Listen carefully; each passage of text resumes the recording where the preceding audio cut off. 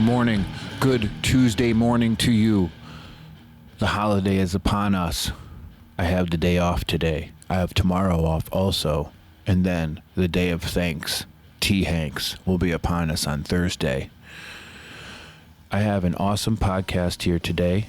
In 1 second, I will tell you a little bit about it. But first, we're going to talk about some sponsors and we're going to talk about some events. One event you should know about this weekend coming up is on Friday, and it is the Red Scroll Records Black Friday sale. I don't need to say anything more about that because you know what a Black Friday sale is. And if you don't, you should probably move out of the country.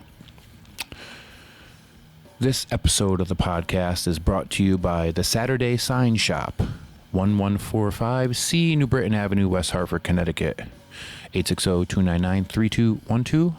The Saturday Sign Shop. We are the smallest part of your business with the biggest impression. Banners, magnets, yard signs, vinyl cut letters, business cards, flyers, and decals. Also, boat wraps and car wraps. Go see my motherfucking boy Spencer. He made me some stickers. He's a real ass motherfucker. If you want to know where it is, it's over on New Britain Avenue, kind of across from where Tapas is and Pepe's.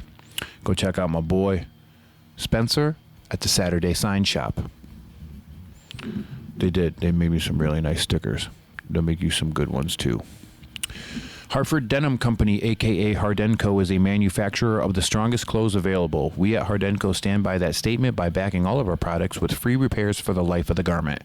Made using only the highest quality materials, everything we produce is cut and sewn in our shop in Hartford, Connecticut, USA.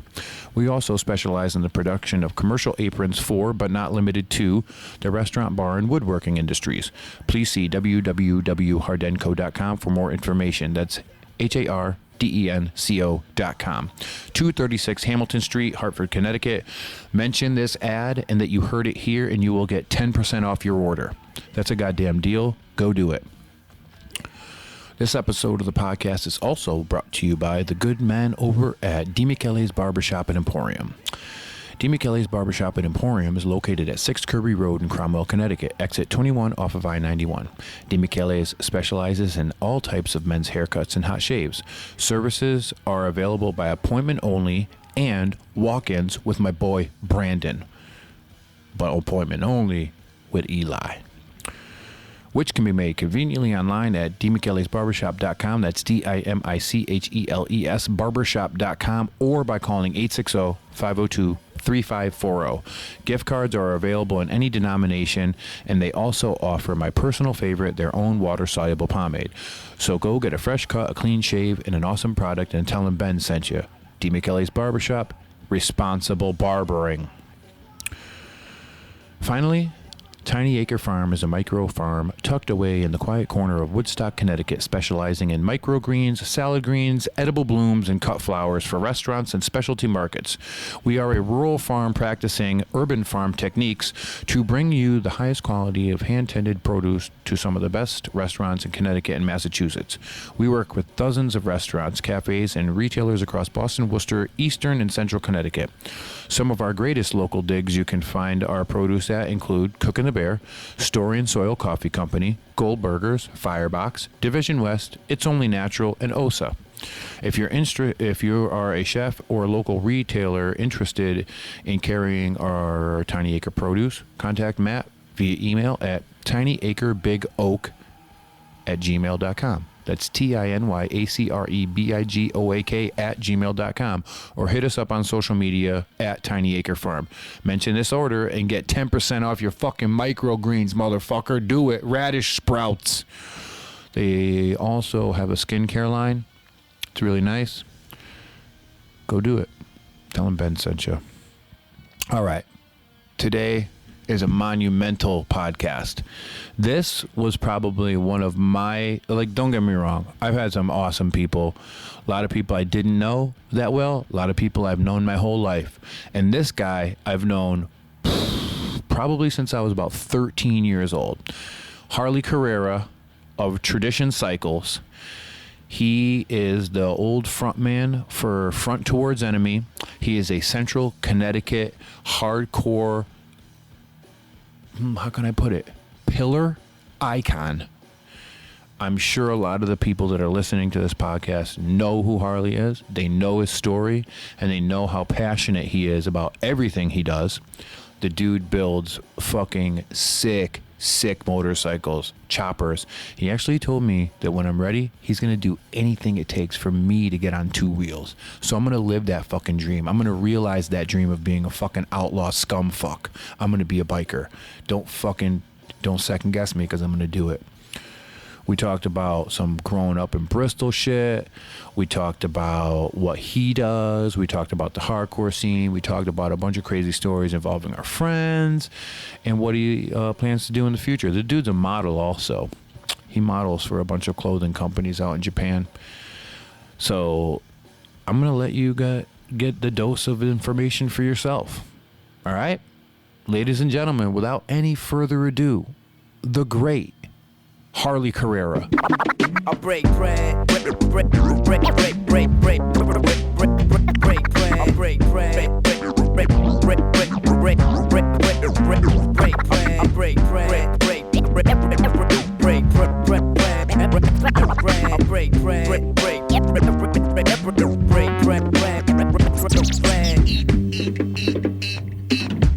Yo, what's up? Ladies and gentlemen, I have with me today chopper guru, fashion guru, Bristol, Connecticut, hardcore pioneer, Harley Carrara. Thanks for having me, man. You're very welcome. You could say whatever you want, and I know that you wouldn't say anything that I'd have to edit out later. You're probably right about that. Yeah. And I've known you I don't know why I didn't get you on here before, because I've known you to be a talker. That's what everybody knows me to be. I don't think my friend Blackistan, he's a rapper. I literally put it like a time clock, like for a football game, like a possession clock. Yeah. And it was literally 2 minutes me, 58 minutes Blackistan. And hopefully we can get something going on like that. Yeah, we can. We can, for sure. I'm going to tell everybody what I think your backstory should be and how I met you, and then we can go into, your history and what you do now. Let's do it. So Harley was in a band called FTE, Front Towards Enemy, and I want to say that you guys played from probably about the mid 90s till you probably did, and you did a couple later shows, like a reunion, right? Yeah, it was 92, I think we started. Yeah, because you were definitely doing that before I had started going to hardcore shows. Really? I think I started going in like 93, 94, and you guys were already an established band. Yeah. Yep. That was like CT shows. Yep. And your buddy Steve Karp. It's really funny because I just had this kid Jason up here, and I was telling him about all this like obscure Connecticut shit, like Earth and Design, Die My Will. Great bands. Great bands. I love that band, and they don't like, even kids that are like really like into the hardcore scene now don't know what the fuck I'm talking about. I told him he had to listen to a bunch of like Mind War stuff. He was like, "Oh, I know about that." I love Mind War. But like great bands. That was your scene, because it was more of like a central Connecticut, New Britain, Bristol, Plainville, Southington type of deal. Yep. You thread in a little bit of what was the cutting edge people in there. Yep. And then the custom culture people. Yeah. And that was our little like group of people back then. Definitely. I think our central Connecticut hardcore punk scene was so different. It was like there was a barrier between us and like southern Connecticut or the world. Yeah, that too. But like nobody would know, or like for the most part, young kids wouldn't know Earth and Design or Die My Will, because it's all on tape. Yeah, and if you don't have tapes, then it was all cassette. That was one of the cooler cassettes I ever had. I mean, I don't even think I have MP3s of that stuff. No, you'll never find it. I don't think anybody could have it. You guys pressed a 7-inch. Yes. I remember owning an FTE 7-inch. Yeah, we did a demo, the first demo, which was like early, and that was like 5 songs, I think, or 4 songs and an intro. Mm-hmm. And then I think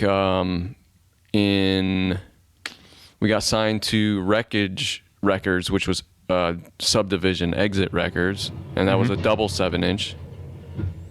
The Demigorgon. It's here. Yeah, they're opening a hole in the wall. We're gonna go to another dimension. I'm down with that. And then they put out a double 7-inch for us, which is so funny because Steve not too long ago actually sent me somebody's blog, and he was like, check this out. And I went on the blog, and it was like somebody that collected vinyl, and they were like, this is the hardest.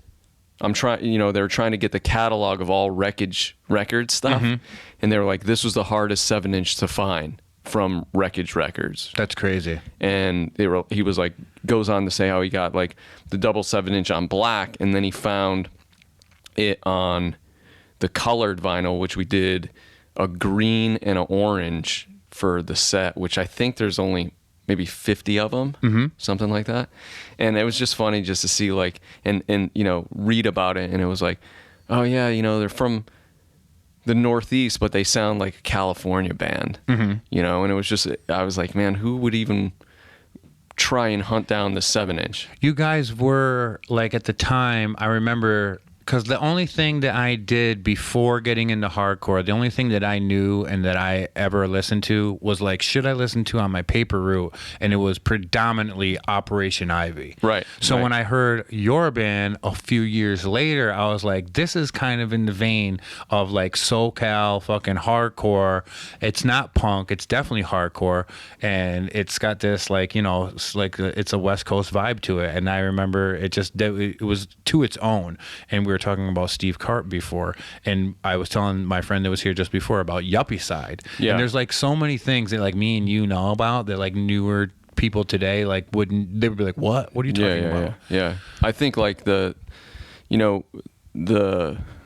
like 80s, late 80s hardcore Connecticut, like Wide Awake and that stuff, and Youth of Today and bands like that, like kind of was the paved the way for like what we were doing. But Totally.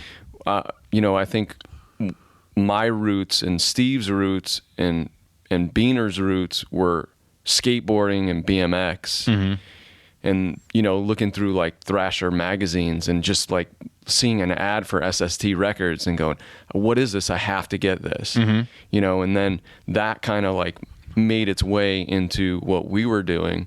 And it was really weird because I think like they could never bill us with bands that we really were close to as far as sound goes, Because there was none of them out here. right? But the weird thing is that it was almost like the Central Connecticut scene had,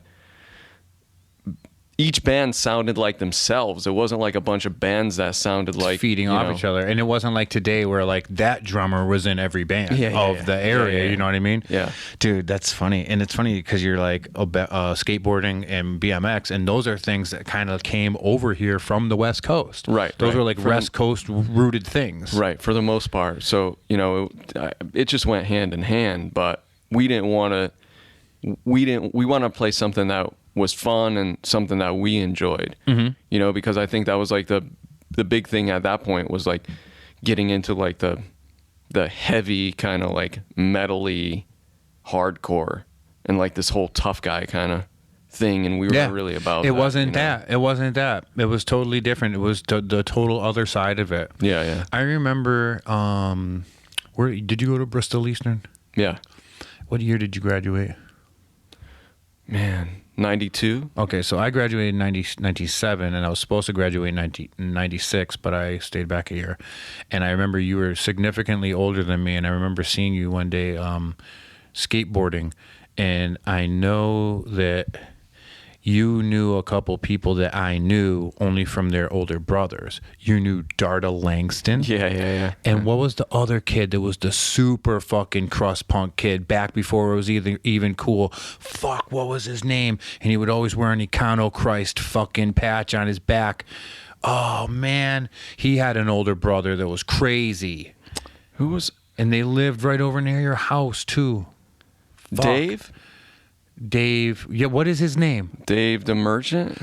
No, not Dave the Merchant. Not Dave the Merchant. Dave the Merchant lives in Meriden. I know. Dave. Eric would know his name because he was friends with them and the little brother. Those dudes were like beyond. Yeah, I'm trying to think who those dudes were. I know my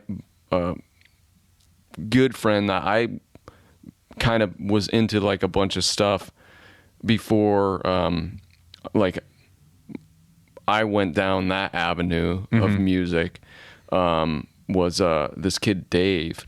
He had a name like Dave D'Amelio or Dave something, and he was very cool. Like he lived up on top of the hill behind Page Park. Yeah. And then what the fuck was his name? Dave. God damn it! You know the funny thing is it's so weird because like this is how everything kind of like molds together in life or in our lives or like in hardcore, I guess, or like having those roots.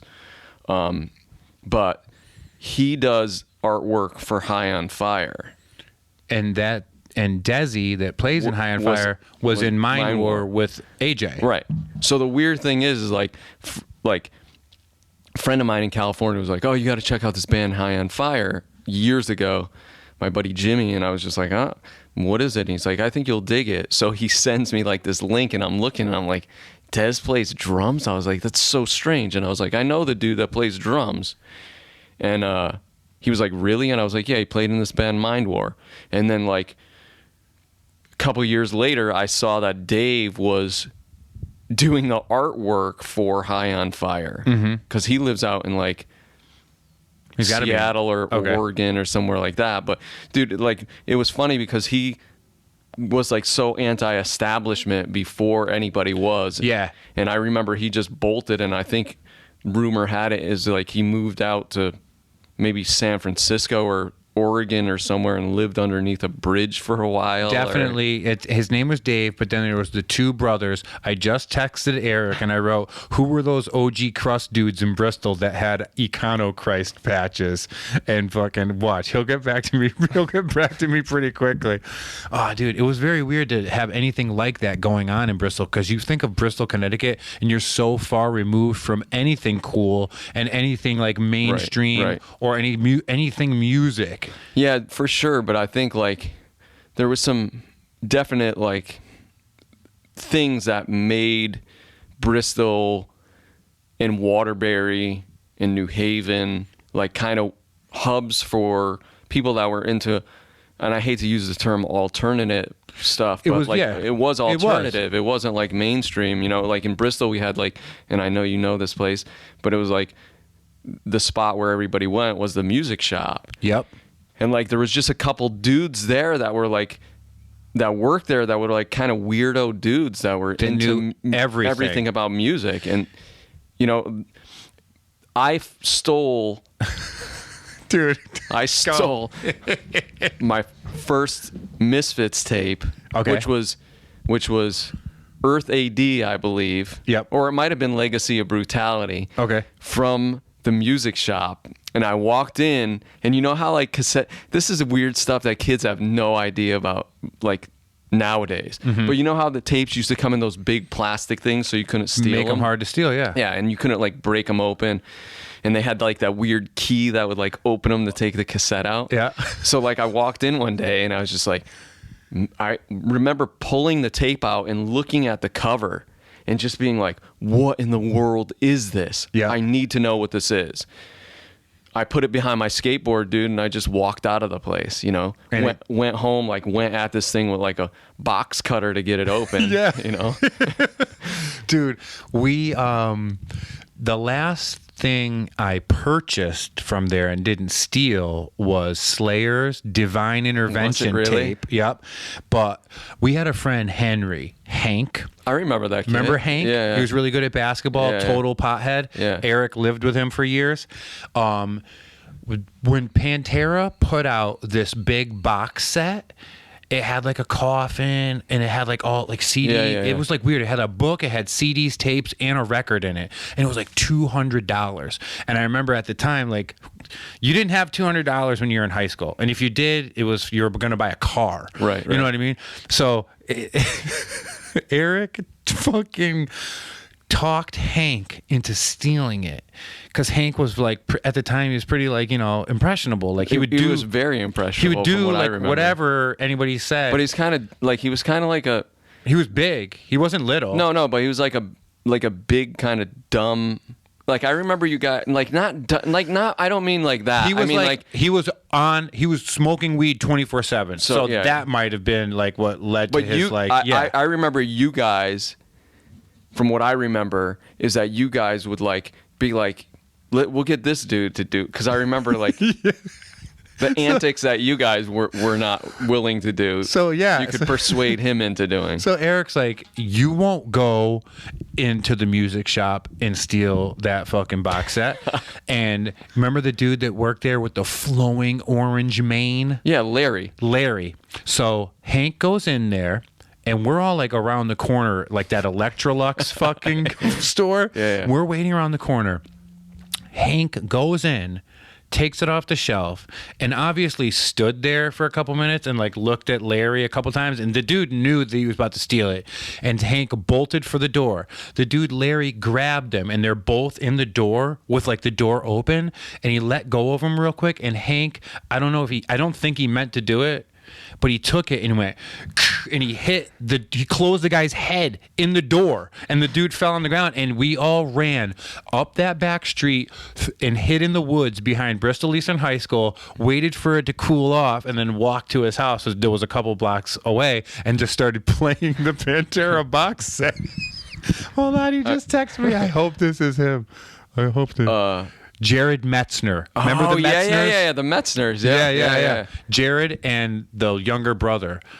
Those dudes were crusty before crusty was cool. Yeah. I couldn't even believe it. Yeah, there was like, when I was in school, it was like the kids, you know, and it was different then because it wasn't like divided, like just all the weirdos got lumped into like one group of weirdos, like as far as like the jocks, and everybody else was just like, that kid skates, he's a weirdo. That kid's an artist, he's a weirdo. That like, dude was beyond both of those labels. Yeah.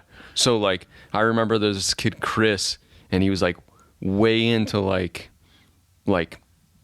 Mission to Burma and like you know like Joy Division, and he's like always wear black and like wear eyeliner and stuff, and everybody would be like, oh dude, like he's a, you know, you're a queer, and I'd be I'd be like, yo, that dude's awesome, he wears like, you know, eyeliner. But it was like it wasn't like you kind of felt like a brotherly connection to somebody, even though if they weren't in it, like you weren't in the mass majority of people that were you know, like going about their high school lives. Yeah. You know, like when kids were out of school and going to play like football, like I was going to like Rite Aid or Blockbuster and skating the curb for like hours of my life. Yep. You know, and it's like I was just over by Blockbuster the other day, and there's still notches like ground into the curb to try and keep us from skating the spot. Yeah, I remember that place. You know,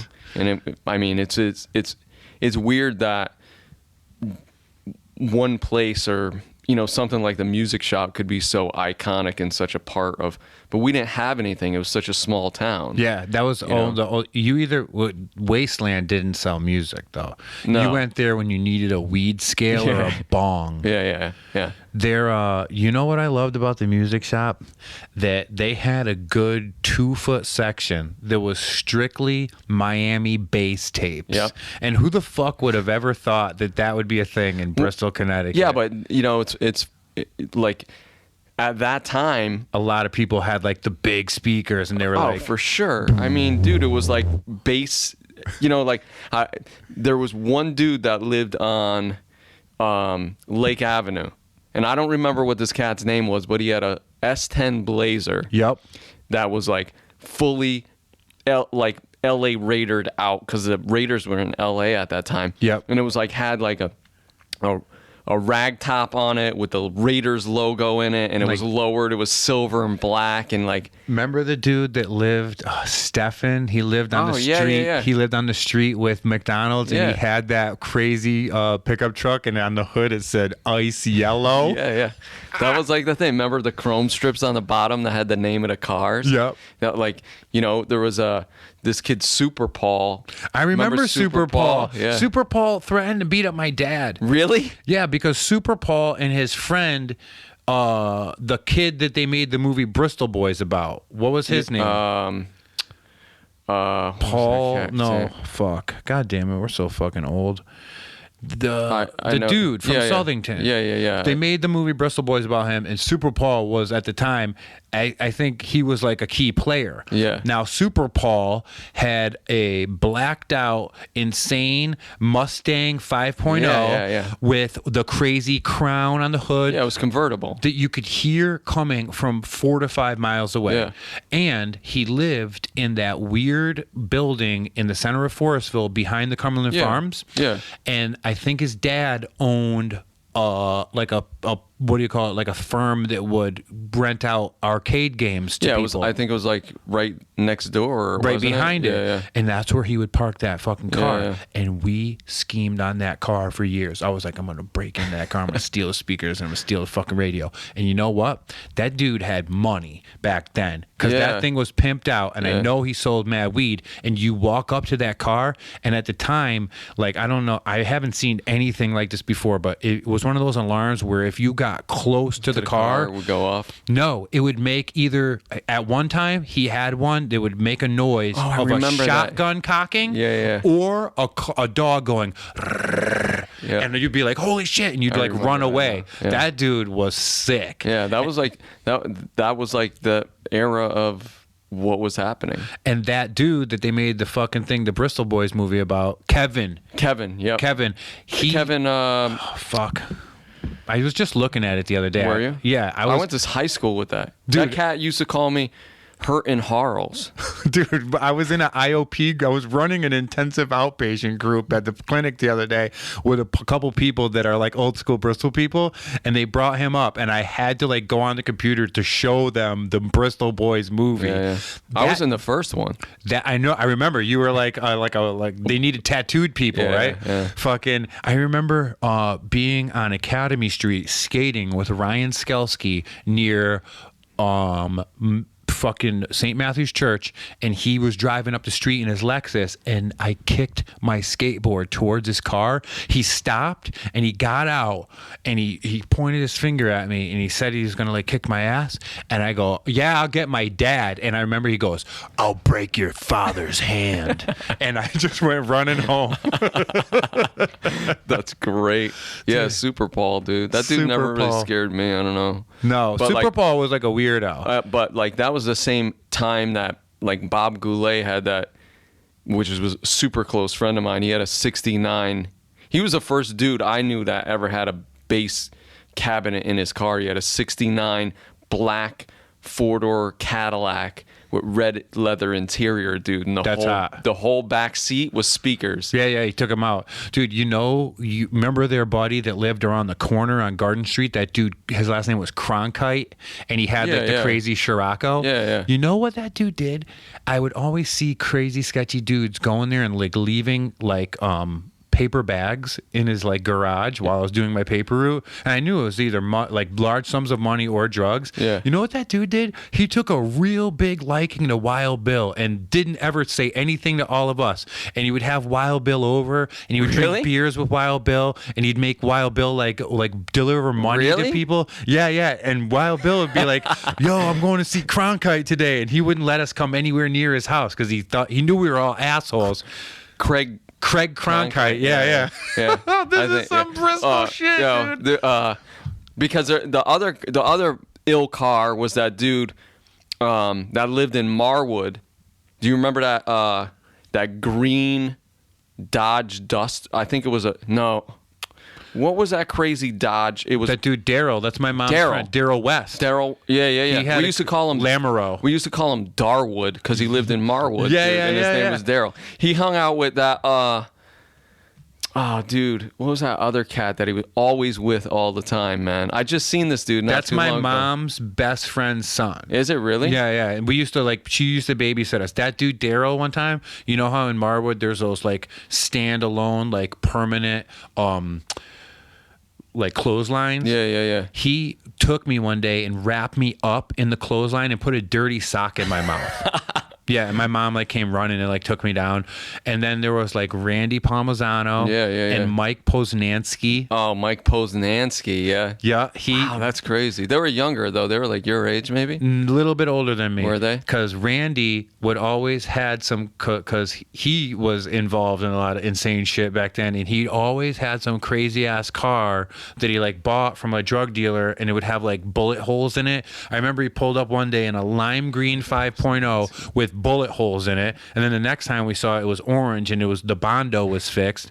And then Mike Poznansky had a weird gremlin that they had put a 5.0 engine in, and they were driving it around Roberts Road and all that on the rims with no fucking tires, and just doing like donuts, and sparks were going like flying everywhere. Dude, the craziest thing is like you think back to like when we were kids. Lawlessness, dude. I don't know where the cops were. Like, I mean, dude, me, Bob Goulet, and I forgot all about Bob Goulet. and my buddy John. I remember Wiki, Oz. Yeah, he was cool. He was big into mountain biking. He had a Jeep. Yeah. So Oz, like, we're in the plaza one day, and we're walking across the plaza. Some drunk dude comes barreling through like the parking lot in front of Blockbuster, stops his car. You know, we told him to slow down, stops his car. He gets out of the car. Bob spits in his face, right? Mm-hmm. And then dude gets back in his car, says that he's a cop. So Bob goes to like Blockbuster to call the police. This dude hits him. With his car? Right? So then me and I'm standing there, I'm like, I don't know what even to do. So dude takes off, goes to the stop sign. Bob runs after him. I run after him. We drag the dude out of his car, start beating his ass, right? And then his car pulls out into Route 6 and blocks it, dude. So we're standing at the edge of Route 6 main road, beating the snot out of this dude, right, with skateboards. Yeah. Cars are stopped. People are getting out of their cars. Mm-hmm. And dude takes off. He goes to the police station, tries to say that we were mugging him. But, like, everybody in Blockbuster had seen him, like, run Bob over pretty much. Yeah. Cop comes over. He ends up knowing Oz because Oz works at the bike shop, and goes, listen, off the record, what did you do to this dude? Because he's got like a broken jaw, like 4 broken ribs. Like, we had to take him to the hospital. And, you know, we told him the whole story, and he's like, okay, cool. That's all I needed That's to know. all I needed to know.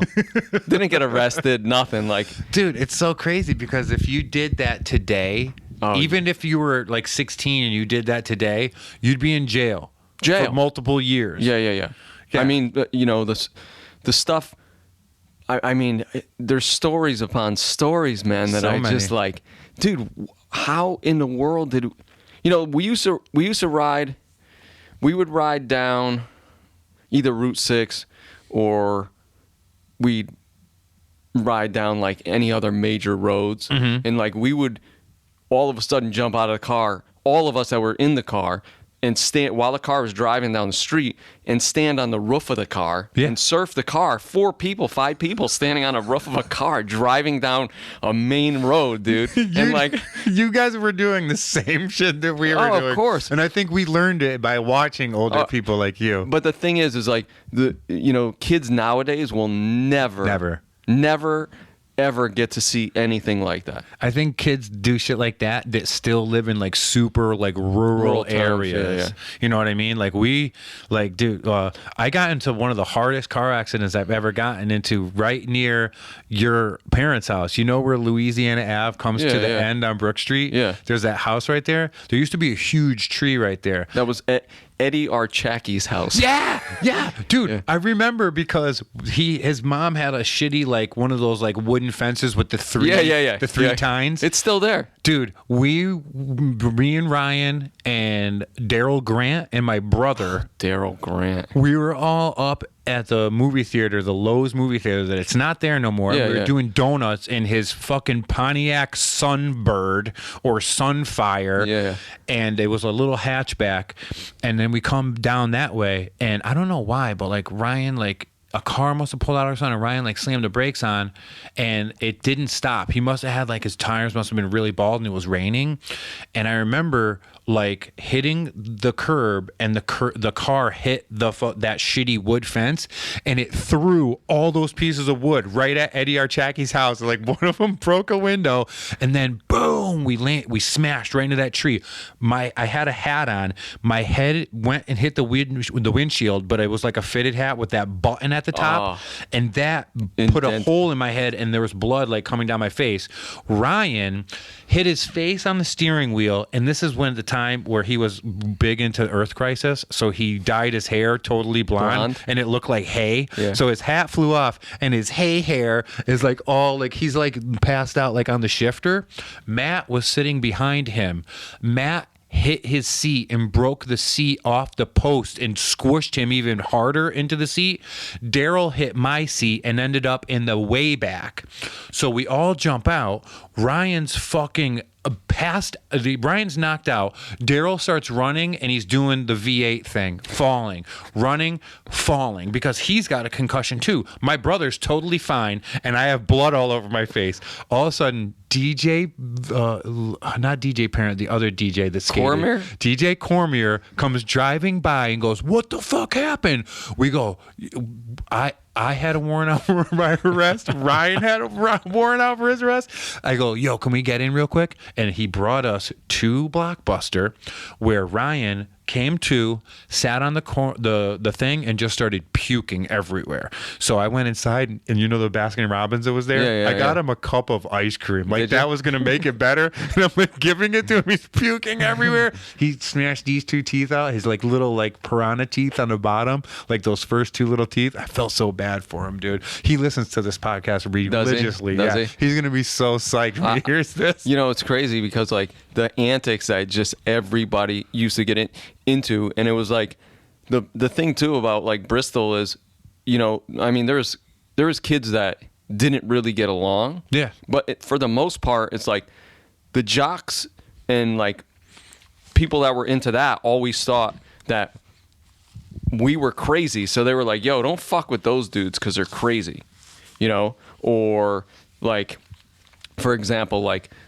those skater dudes, like you could beat their asses, but they won't even care, dude, because like that's what we do every day is just, you know, slam on hard concrete.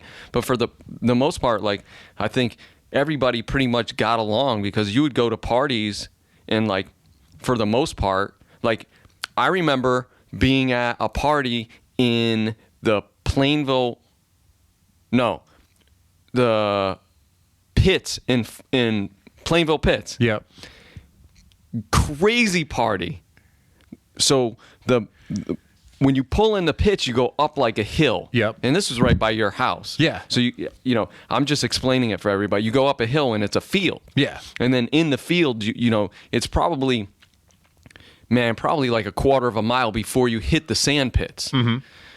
And then you go up a hill into a pit that's kind of like bowled out. Yeah. But for some odd reason, I don't know even who decided that everybody would go to and have a party at the pits.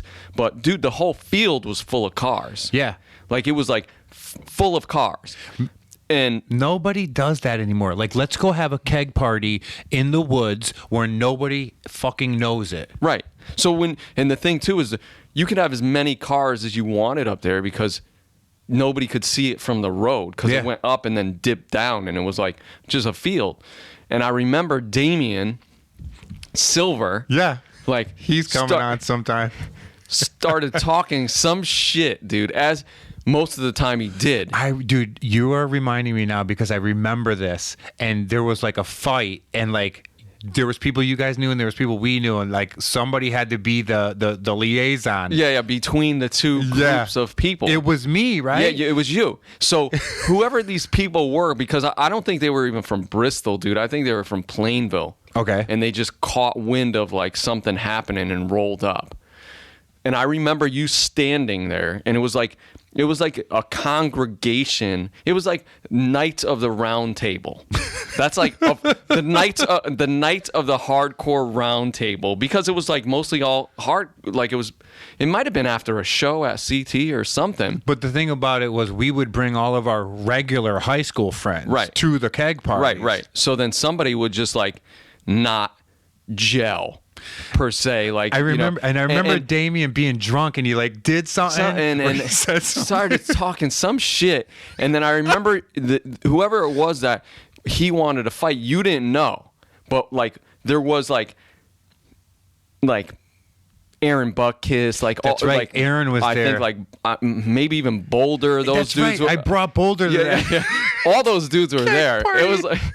Right? It was so weird. But I remember you standing there and telling whoever it was, like, listen, if you know what is good for you, you will turn around, get in your fucking car, and leave. Because you see all these people, these are all our people, man. And like, you're not going to fuck with all these people. I remember that to like now. I remember that like it was yesterday. I totally forgot about that. Yeah, like you were like, it was weird. You know what it reminded me of?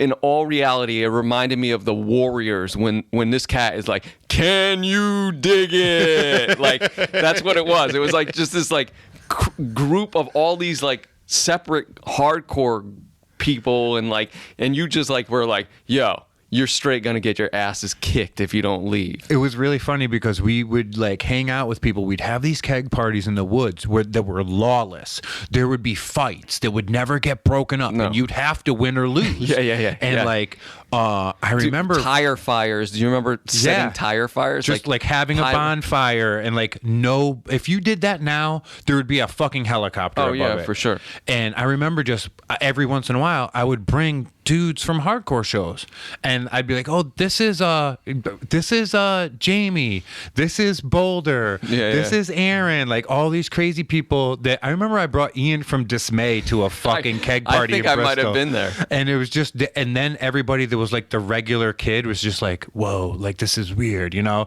But by the end of the night, it was all fucking hilarious. Yeah, and I mean, for the most part, everybody got along. Yeah. But I mean, I remember, you know, multiple times where it's just like you would show up at parties and people would be bummed. Like I showed up? like all of us. Yeah. Like they would just be bummed. Like they would just be like, and we would take, the funny thing is I try and tell people this all the time, like my crew was a little older than your crew of people like hardcore and skateboarders and shit. But everywhere that we went, and it was the same with you guys, everywhere we went, it was like we would take over. Yeah. So Connecticut or Bristol or wherever would just be like, "Yo, oh, here comes the cast from from Connecticut, dude." And we would just take over a party or take over like a skate park or take over wherever we were at. Yeah. And you know, by the end of the night, everybody would just be like, "We love those dudes." Yeah, that was like when I think about shit like that, the only thing I can like akin it to is like movies like Dazed and Confused or like all those weird like 70s music, because that's what it was like. It was. Somebody really should do a movie like. Something I think like about that. it all the time. That would be just fun. like, because you know, like, and it's funny, the last time that something like that happened was FTE played a reunion show I remember. at Sully's. I remember that. And you were there. Yep. And you know exactly what I'm going to say, because Benny Burgos and all my crew Oh yeah, I remember this. got wasted drunk and somehow decided they were going to end. It was Tato. Tato was the one that started the whole thing. Yeah. Somehow somebody tells me like, "Dude, there's cats fighting in the street." I come outside and who is it? It's Pete. And you dudes on one side of the street. I mean, you're like, the street's full of people. And then Benny and like a whole CT skate like crew, my people, which both of you, everybody there was like Your friends. friend, yeah. On the other side, and then Pete's ready to kick everybody's ass. And then like I walked in and just had to like be like the moderator, Yeah, or you like were the mediator. the mediator. I was just like, hey, like everybody here kind of knows each other. Like, we don't really need to like kick each other's asses. Like, You don't know how many times I've been in that same situation in that stupid parking lot. I was banned from there for years. Were you? Tim Wiggins can't ever go back. Dude, Eric just texted me back. David D'Andrea. Lol, he draws covers for like stoner metal bands now. Dave D'Andrea. As a matter of fact, I just recently, because we moved, we got a house, and I just recently came across a bunch of old photos, and there's a photo of me and Dave D'Andrea chilling in Avon at Sartorius, skating in the parking lot, and I have on, I believe it's a Whalers multiple colored sweatshirt with plaid skids pants, which the young kids are not even going to know what skids are. Dude, my grandma would make me fake skids. Would she really? And everybody at school made fun of me because they knew they were fake.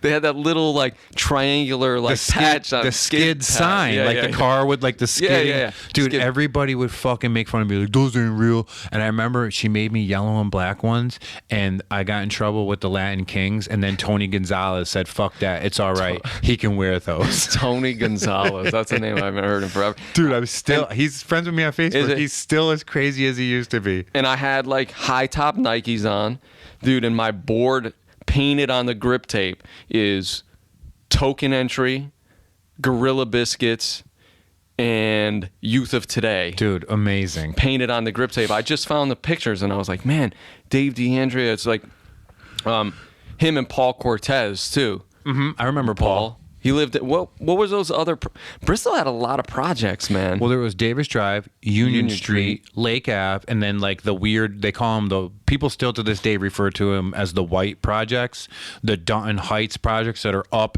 around the corner. When you go up Wilka Street towards Central, those weird ones up there. Yeah, but then the other projects where Paul lived at was like, what was that, off of Jerome Avenue? Way up Sean Drive. Back then it wasn't. It is now. Yeah. It was kind of. I mean, it was like that's where Eric grew up.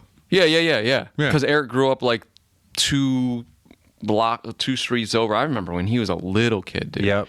I remember when you were a little kid too. But yep. Yo, remember Darren, the ice cream man? Yeah.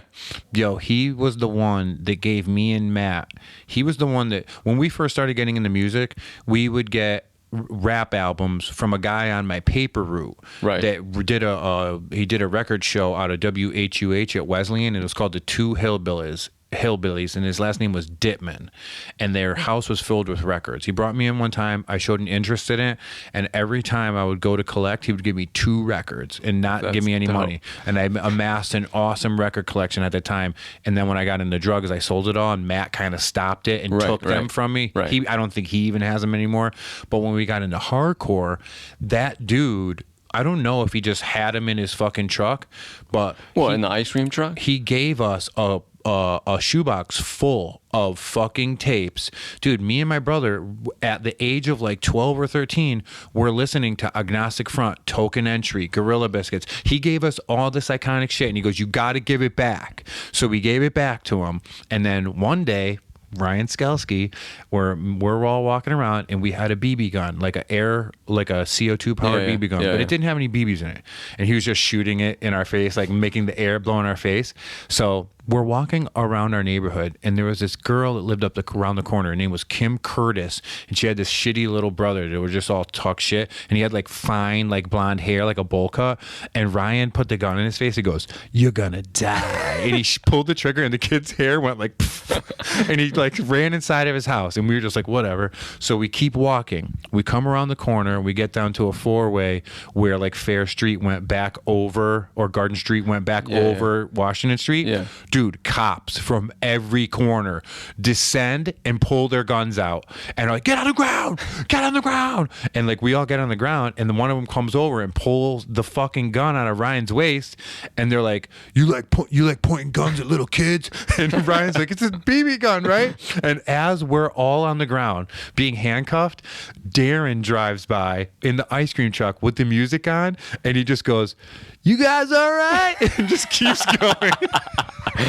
That's great. I remember they let us go, but they arrested Ryan. Did they? Yeah. I mean, but like, how many towns have the ice cream man that's like into hardcore and punk music, like driving around, like listening to hardcore? It was like, it really was like a alternate universe, or like where we lived at. And it was weird because like, even though like me and Damien and Oz and all these guys, I mean, Oz was from Wolcott, but all these guys, like, we would leave Bristol, you know, like we would go to like skate Brooklyn Banks or skate Hartford or skate Waterbury or New Haven or wherever. Mm-hmm.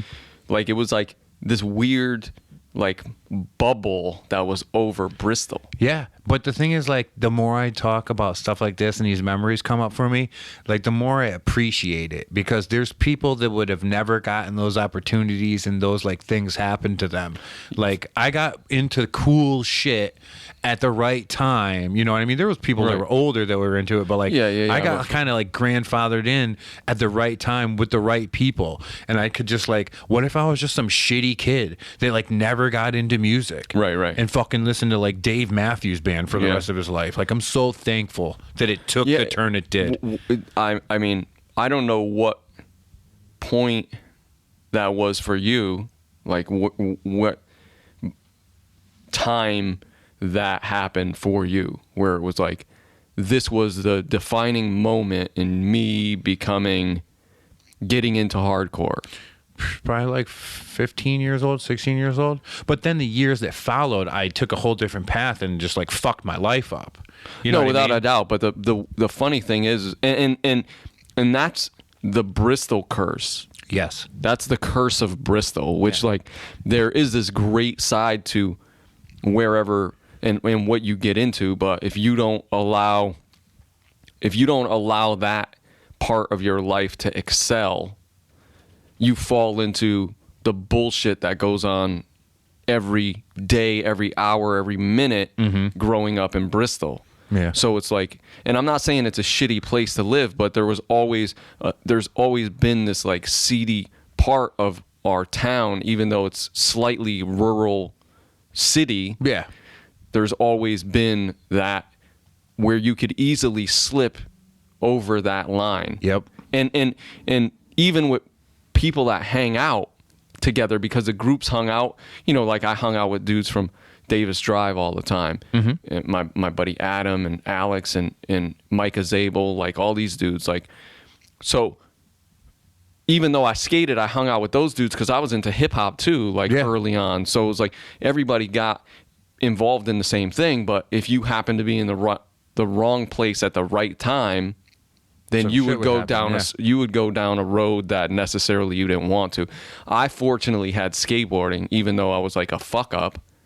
Like, I always was skateboarding. Mm-hmm. So I would always meet up with the same cats and do the same thing.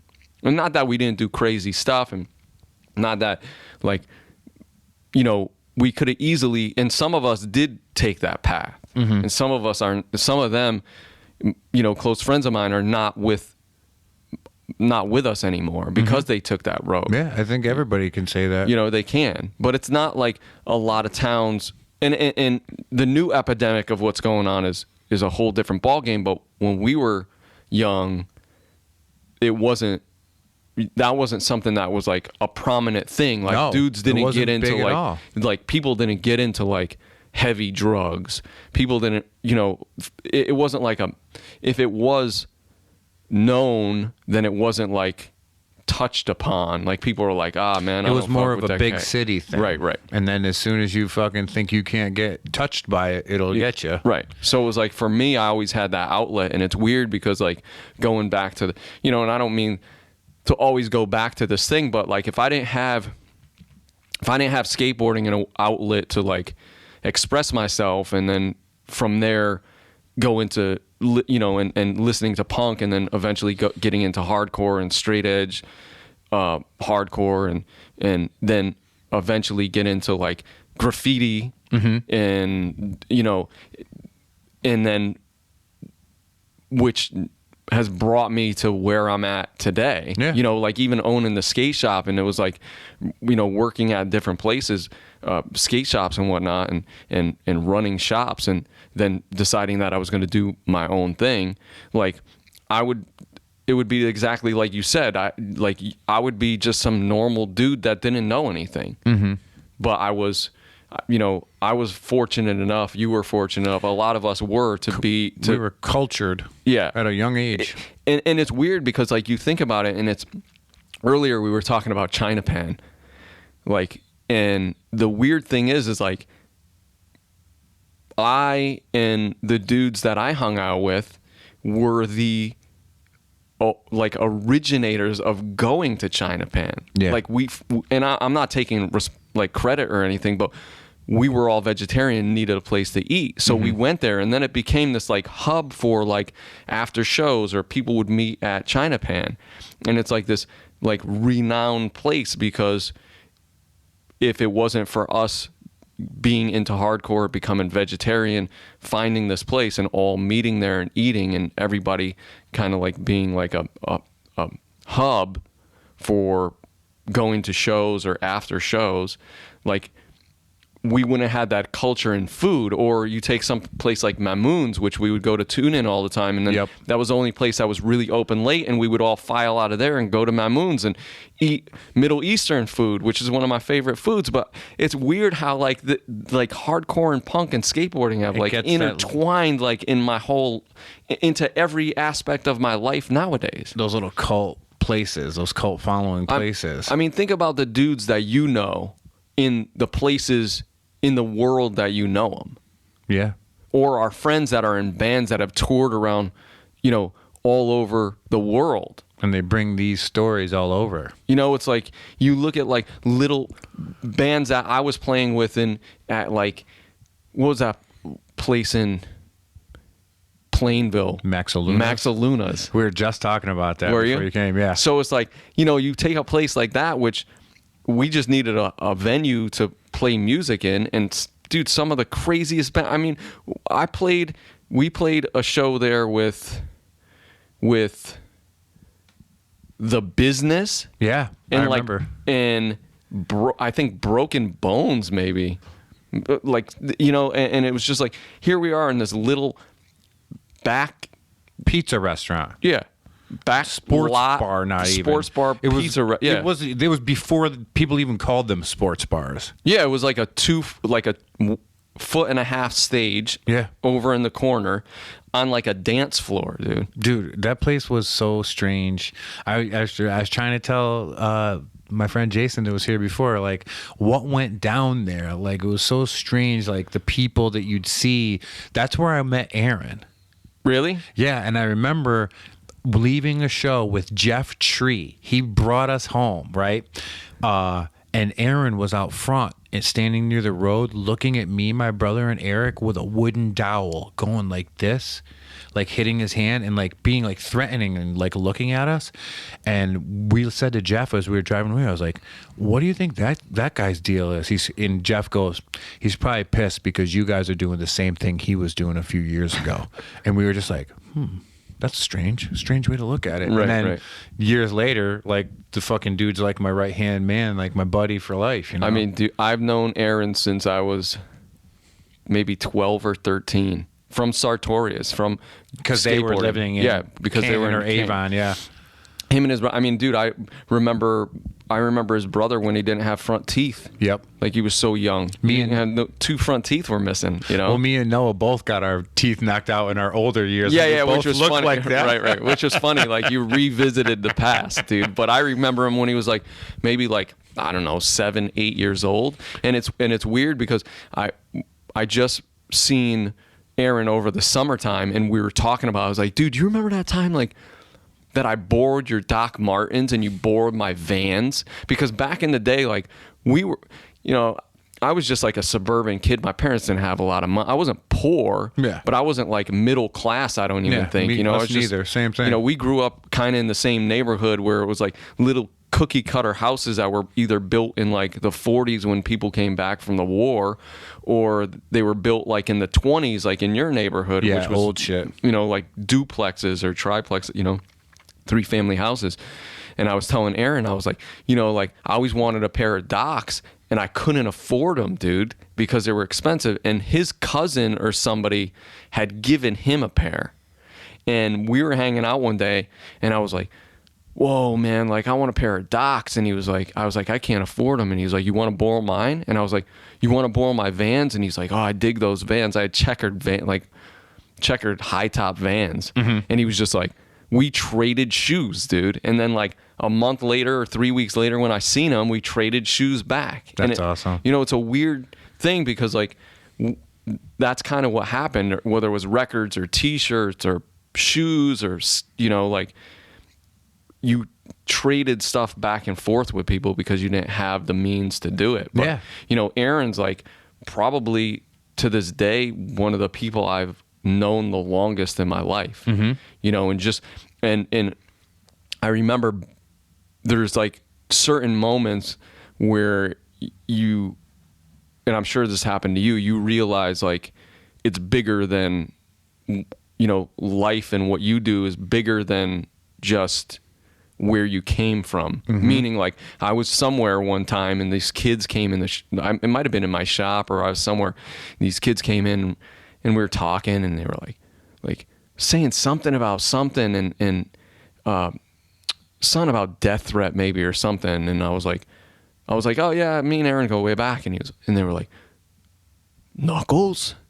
They were like, you know Knuckles? And I was like, I don't know what you're talking about, dude.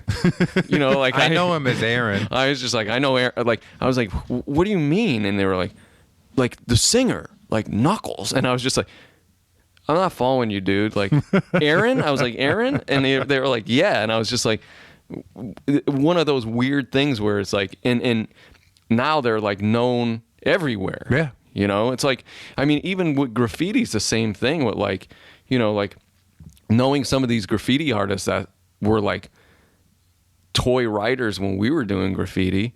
And now they're like huge. Like, look at Guess. I mean, Guess lived two street, like 3 streets over from here. You grew up, you know. I mean, and I remember the first time he came to the wall to paint. Like we were doing this mural in New Britain, and we hadn't got back to it. He came over, and I wasn't there. Dooney was there. Yep. And Sign I think was there. And he they rolled up, and he was painting over our stuff.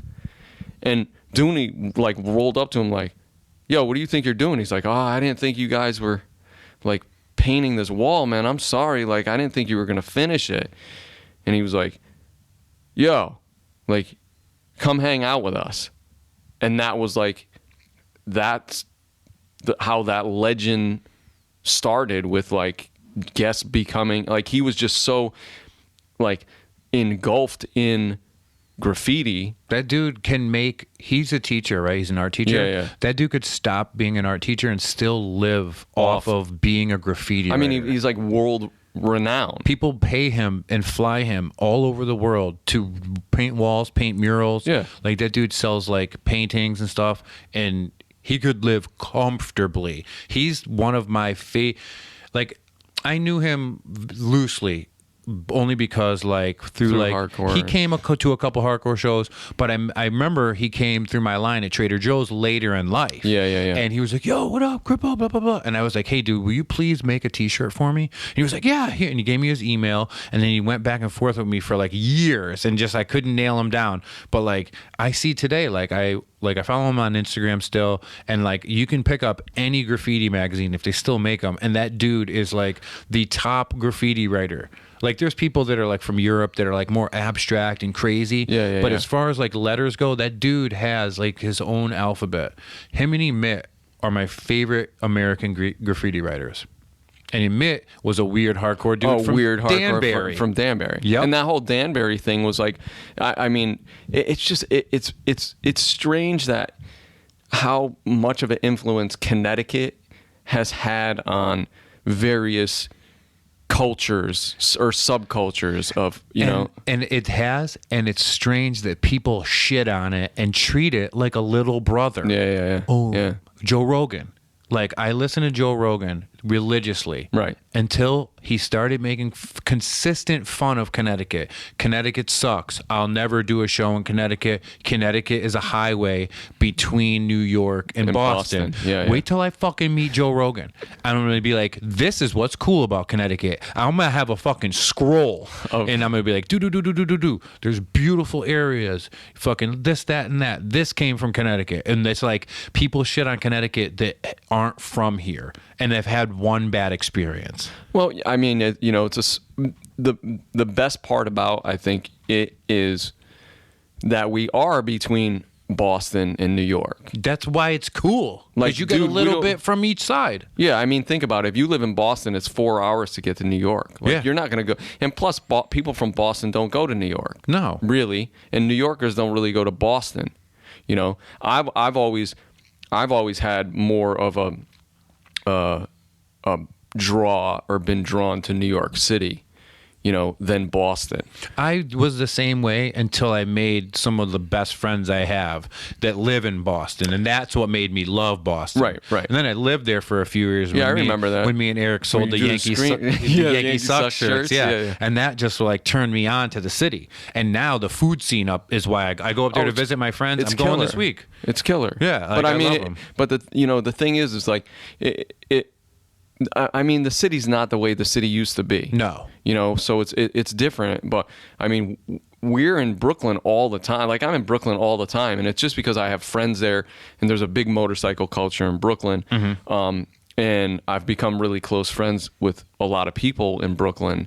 And Brooklyn seems like the new Manhattan. Yeah. Because there's a lot of stuff going on, art and motorcycles and car culture and all this music and just all kinds of stuff is happening there. Everything. But on the same, at the same time, Boston has some of the best hardcore bands, and the greatest part about it is that we live between the two. In New York and Boston, we're so much different than each other. Polar opposites. And all the bands came through here.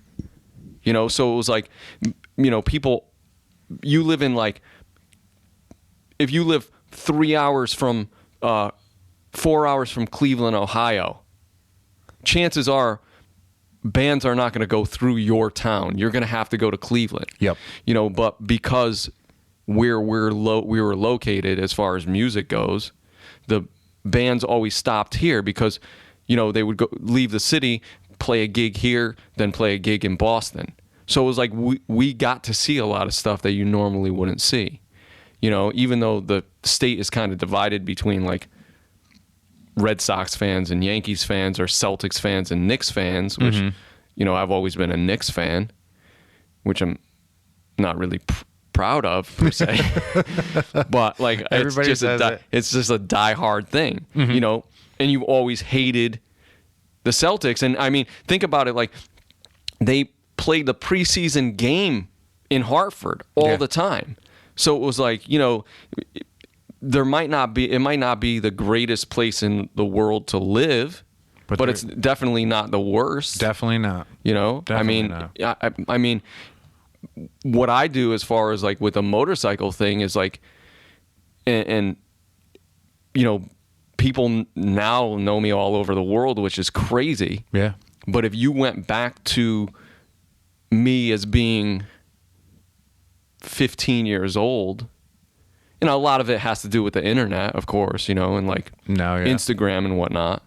But if you told me that I would be on the cover of a magazine in Japan, I would be like, yeah, right. I'm from Bristol, Connecticut, dude. Mm-hmm. I live on Brook Street in Bristol, Connecticut. Like, I'm like, I might be like a punker, but I'm just like from a little ass town. Humble beginning. So it's like, and I think all of us kind of have a humble beginning being from here. Yeah. And you never really lose sight no matter where you're at. Like, there's always just this like camaraderie between everybody from being here. And it's like you bump into people that, even when I lived in San Francisco, I would bump into people that would go, "You're from Connecticut, huh?" And I go, "How do you know?" "Well, I'm from Connecticut too, and I could just tell that you were from Connecticut." That's funny. You know, so I mean, but you always have to know your roots and where you came from. Totally. You know, Totally. it's like everything in I could pinpoint my whole life coming down to riding a skateboard. Yeah. Everything in my life I have, even though I was into motorcycles from the day I was born, you know, and because of my father, skateboarding was my catalyst to Getting to that point. And being everywhere. Yeah. Because that one piece of wood with 4 wheels was my ticket out of Bristol, Connecticut. It was my ticket to find other people that were into the same thing. And years ago, it was different than it is now because there were so few people into that. So if you seen a kid that had a Fugazi shirt on, you were like, yo, that kid listens to hardcore. Like, you know, he's into the same stuff as me. Or even if they had like, and you weren't into like, you know, like, say for example, we'll just say like the Cult. You seen somebody with a Cult shirt on, you know that dude. Yeah, you know that dude wasn't a mainstream person. Or if you seen somebody with a Tony Hawk shirt on, I mean, I remember going places and seeing kids wearing skate shirts and being like, "You skate?" And they'd be like, "Yeah." I'd be like, "You got your skateboard in the car?" They'd be like, "Yeah, let's go skate." Yeah. I don't even know this person. Totally. You know, so that was like my means to getting out of where I'm at. You know, and along the way, like owning a shop. Even with that, even owning my skate shop was the next level because I learned how to run a business. I mean, working at Cutting Edge was really where I learned how to run a business. And then I took it to my own, you know, on my own, went off on my own. And that was kind of like, you know, taking two things that I knew, combining them together. And that put me in the next, you know, as far as where I'm at now with the motorcycle thing. If I didn't have the shop and have a retail business and know the business aspect of what was going on, I don't think I could necessarily do what I'm doing or promote myself or make products, you know, and even as far as like branding myself, because I had to brand my shop. So it just carried over into branding me as a person and what I do. Totally. You know, which is slightly weird. Tell me about it. To some things, like, you know, like Sarah's always like, yeah, like, you got to promote yourself. And I'm like, I just feel weird. Like, I'm not about like myself. No, you know? it's hard to be in that kind of mindset. But then like you have a woman in your life that knows it needs to be done. Yeah. My girlfriend works as a graphic artist and in marketing and branding. And she keeps me from making those stupid mistakes that I would do if I tried to do it on my own. Right. Like, you know what I mean? Yeah, that's definitely it. I was just telling her today, I was like, can you take care of my Instagram? Like, dude, I love that as an outlet, and I love being able to see what's going on and like what my friends are building and what's kind of going on with stuff. But you really don't give a fuck. I don't.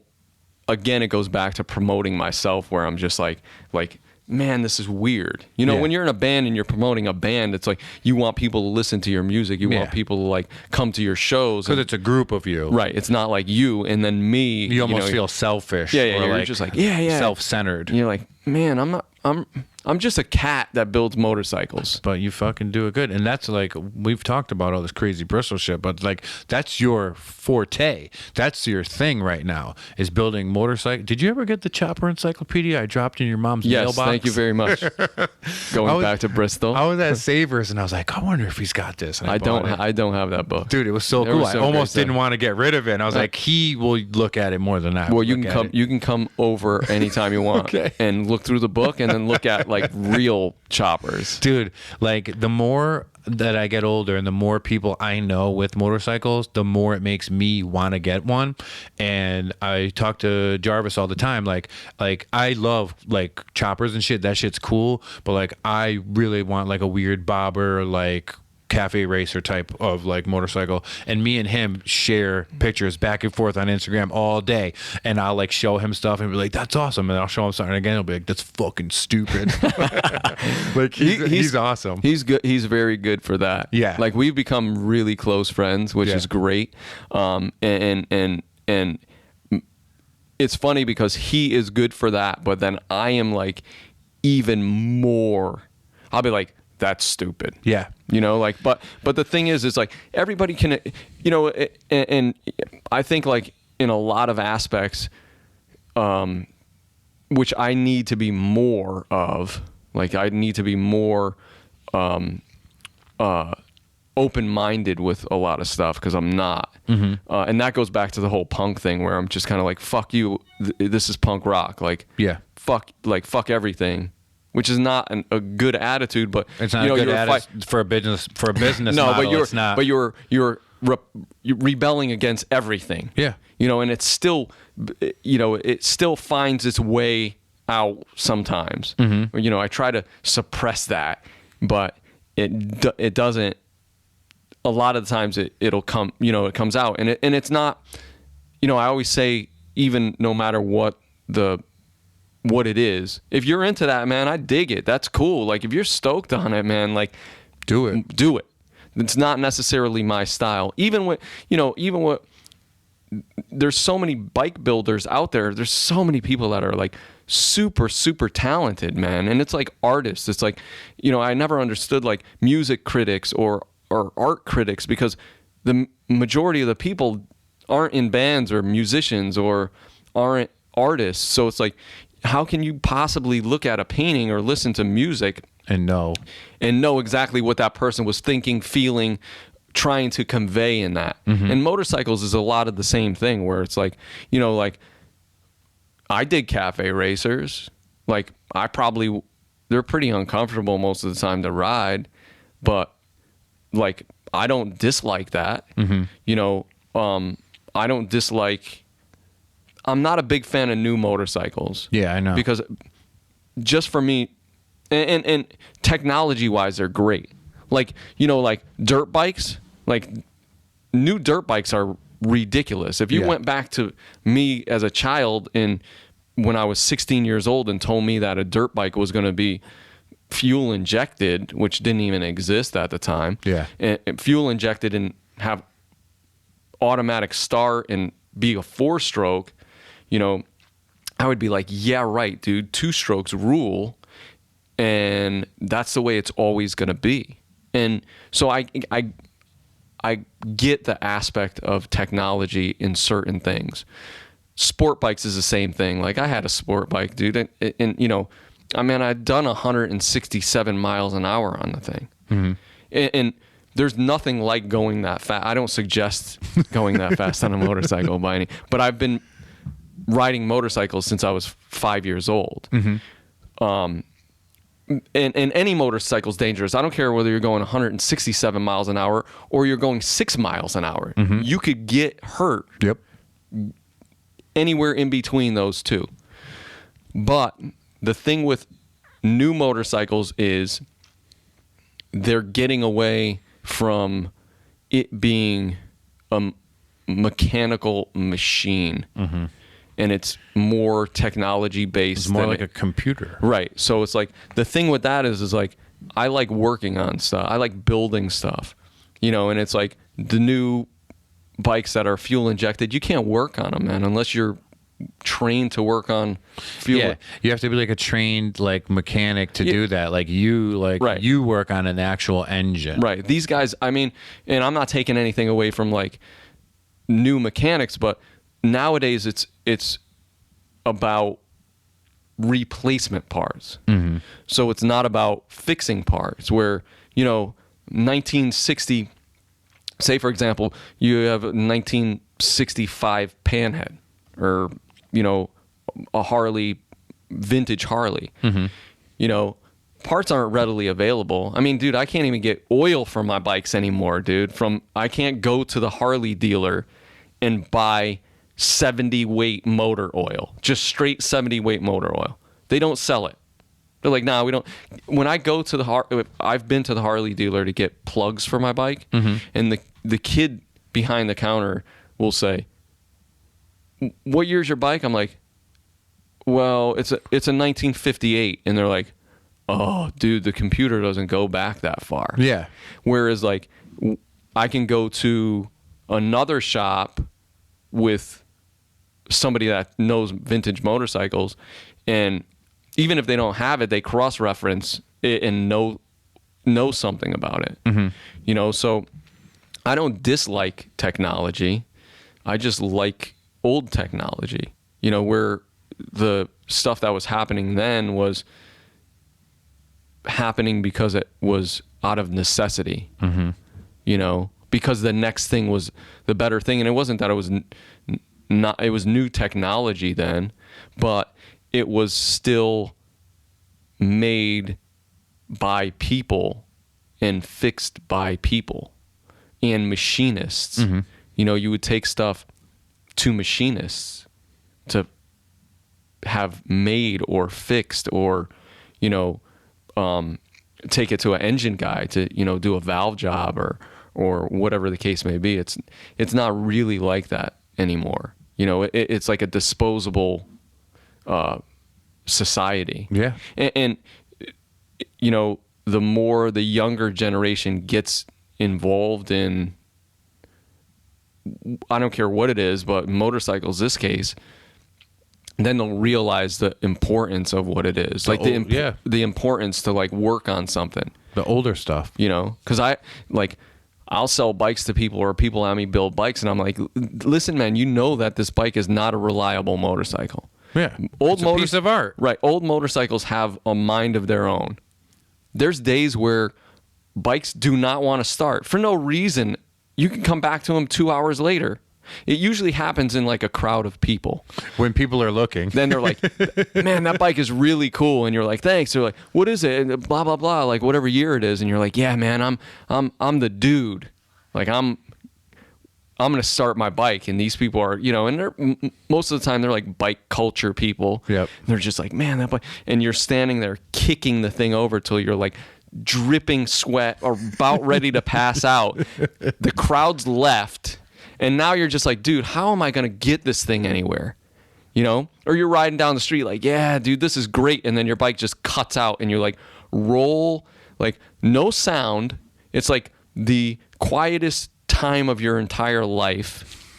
You roll to the edge. The only thing you hear is like the sand on the edge of the road when you roll over into the side of the road. Put your kickstand down and look at it and go, okay, what's wrong with it? Like, why is this thing just stopped? Is it the battery, the ground on the battery? Is it, you know, what is it? But when you start that bike again, the satisfaction of being like, this bike didn't run and it started and I got it running and I'm going to drive it somewhere or ride it somewhere, is a lot bigger than getting on a bike, pushing a button, and then going. And knowing that it'll always do that. It'll always do it. And then if it doesn't, you know exactly why. Right. Yeah. That's nice if you want to ride all the time. If you want no headaches or no worries or don't want to really look all that cool, because new bikes don't make you look all that cool. They really don't. That's the thing I've always liked about the motorcycles you build, is they're so like 70s Easy Rider cover, like traditional cycles. Yeah. And that's your Instagram name, Tradition Cycles. Yeah. You know what I mean? Yeah. So, and you know, I think it's a perfect fit for what you're doing. Thanks. And I appreciate that. Yeah. And I hope people, and like I said, going back to the whole thing where it's like, I don't necessarily like certain things, and I'll be quite honest with you. I don't dig certain stuff. Yeah. Me neither. I mean, we're old, you know, but it's as easy as saying, like, if you walked into, you know, potentially a room, you know, it's no different than walking into a room that was painted bright pink and you're just like, man, I fucking hate this color. Mm-hmm. It's the same thing. Like, hey man, like, it's not my room. Yeah. You dig a pink room? Dude, more power to you. And it's the same thing with motorcycles. You know, motorcycles, vintage motorcycles allow the person that owns the motorcycle to make the motorcycle theirs. And I'll go back real quick in history and give you like a little history lesson, please, of custom motorcycles. But in the 40s, guys went to war. Mm-hmm. And most of them came back and they were adrenaline junkies. Yeah. So the two things they got involved in were either hot rods or motorcycles. And the thing is that these guys, most of them, when they went over there, if they weren't fighting and they were mechanics or whatever, they were learning technology that was far advanced, dude, from being a mechanic in a garage or at a motorcycle shop. Mm-hmm. They were learning about,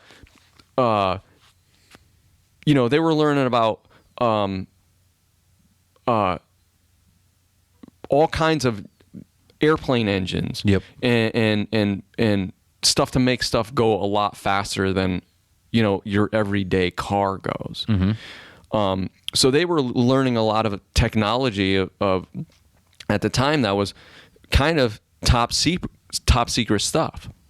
And then when they got home, dudes that flew planes were like, man, I'm driving this car like 50 miles an hour down the road. Yeah. This sucks. Like, I need to do something that gets me going, mm-hmm. something that I dig and that turns me on, if you will say. Mm-hmm. And so they got into, cars and motorcycles. And the easiest way to make something fast is to take parts off of it. Yeah. Strip it down. So without any money and without really tools and having to do a lot of stuff, is if you take, if you took your everyday driver, what do you got, like a Volkswagen? Me? Yeah. No, I have a Pathfinder. Oh, Pathfinder. So if you had a Pathfinder, right, and you want to make it fast, if you took everything out of it and off of it, it would be faster. Because you didn't need to make it go. It's weight to horsepower ratio. Mm-hmm. So the first thing that comes off of a motorcycle is a front fender. Because, dude, you don't need a front fender. Who needs a front fender? And then all these bags. I don't need all these bags, dude. I'm not going to carry anything. The seat, the bars, I'm going to change the bars out and make the bars smaller. So Bob the rear fender, which the early bikes had a hinged fender on them. Knuckleheads and panheads and flatheads had hinged fenders so that you could take the tire off, mm-hmm. jack it up and take the tire off. So they would pull the pins out and just run it short. And the term bobbed comes from a bobcat because the tail it's a bobtail cat. Okay, a small tail. So it's a short tail. So by cutting a fender, you're bobbing the fender. So that's where it comes from, is from bobtail cat. Okay. So that was like 50s. So then, mid to late 50s started this whole custom car, people getting into customizing their car and making them their own. Mm-hmm. And it was the same thing with motorcycles. So, if you had a Harley Davidson, the first thing you did is pull the badge off of the Harley Davidson because you didn't want it to be a factory. It's a complete opposite nowadays. Yeah. Like people that ride Harley Davidsons, like they go to the dealership, they get the leathers, the pants, the boots, the helmet, sweatshirt. Yeah, dude, Fort Lauderdale Harley Davidson bike week, dude, which is all good, but like you're not personalizing anything, dude. Mm-hmm. You're promoting Harley Davidson. Yeah, not yourself. So the whole custom thing came down to you basically having your own say in what you wanted to do to it. And there's different levels of it and skill levels and everything. And making it personally your own. And that was what was happening in the late 50s and the 60s. Mm-hmm. And people were trying to outdo each other as to be as far out as they possibly could with what they were customizing and how they were doing it. And a lot of the customization came from necessity. Like you take like what they call a Frisco tank, which is a stock Harley Sportster tank. And the guys in Frisco, to get more fuel out of their tank. They wanted to run a small tank because getting chased by cops, they were in the city. Mm-hmm. They wanted like a tight, skinny, tall bike that was with a 21-inch front wheel, which handled better and made it quick. It wasn't a bike that was going to be fast in the long run. They cut the bars down so that they split lanes, like cut in between traffic. Oh, okay. And what they did is they raised the tank up so that they could get like 2 cups more of gas in their gas tank. By raising the tank up on the top tube, you're kicking it back, which allows you to get more volume into a gas tank. Mm-hmm. But it looks really bitchin', you know. And they put mid controls on their bikes because mid controls were easier to handle a motorcycle as opposed to forward controls, because they could step on the peg and turn quicker, mm-hmm. you know, or stand up if they came to a bump. Where mid would be about where the engine is, so your foot controls are closer to you. Mm-hmm. So that was out of necessity, but it looked really cool. So people started customizing bikes to make them their own. You know, to be like, hey man, like Harley Davidson was just a catalyst. It was just a thing. Or Triumph was just a thing. It was a motor.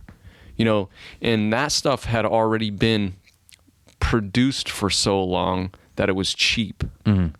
And that was the thing. You know, fast forward into modern, like, you know, maybe like 10 years ago or so, and you could look at like the whole Honda car scene as being kind of the same thing, mm-hmm. where it's like they were readily available, they were cheap, you could get parts for them for cheap, you could make them really fast without spending a lot of money. Like, you didn't have to buy a Corvette or like something, a Mustang off of the showroom floor that was fast. You could make your $2,000 Honda Civic fast. Yeah. And it was kind of the same thing with Harley Davidsons. And they were a big twin.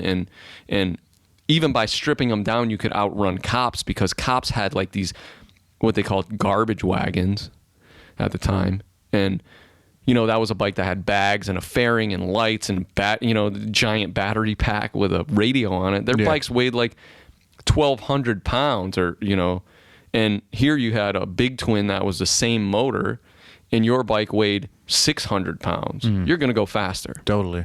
You know, and then, you know, the 60s kind of paved the way into 70s, where it was like being less about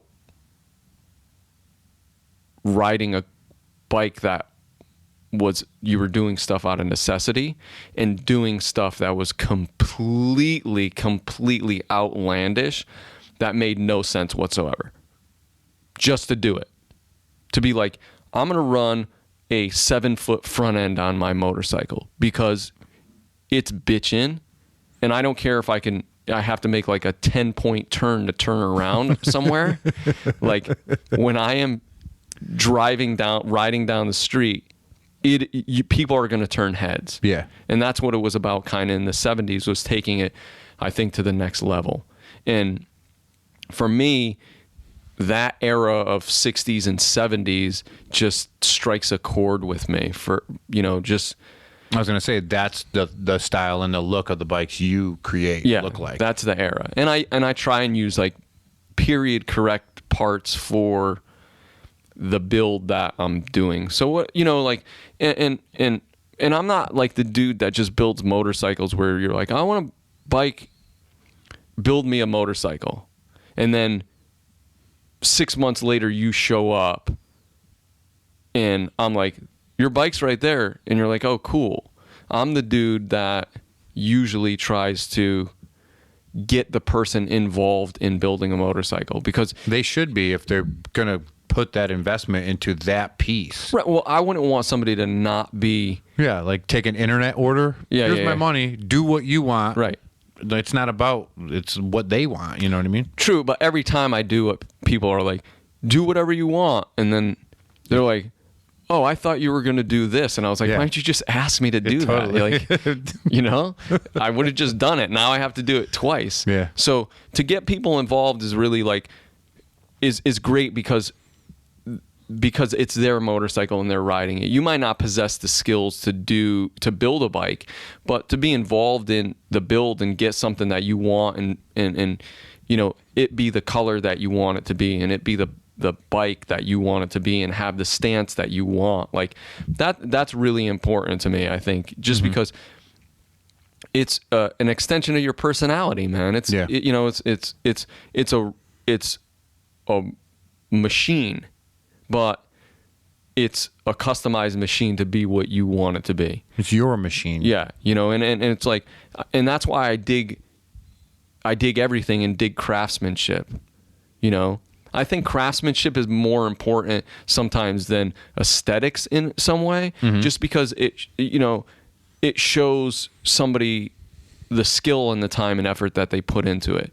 People that have me build bikes don't do this shit don't realize what goes into it. No. You know, they see a pile of parts, and then they come back when it's a rolling pile of parts, and then they come back when it's a running pile of those parts, and then they come back when it's painted and have a finished bike. But they don't really get to see, they don't see the hours where you're pulling your hair out, or, you know, trying to get the thing running and it doesn't want to run, and you've done every possible thing that you can in your knowledge, and it ends up being something as stupid as the key ignition is not making contact, and you spent 5 hours rewiring the whole bike when it wasn't what you thought it was.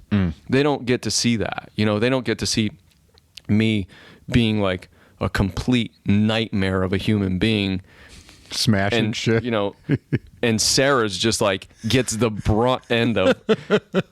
She's like, "What's wrong?" I'm like, "Nothing." She's like, "What's wrong?" I'm like, "Nothing." Yep.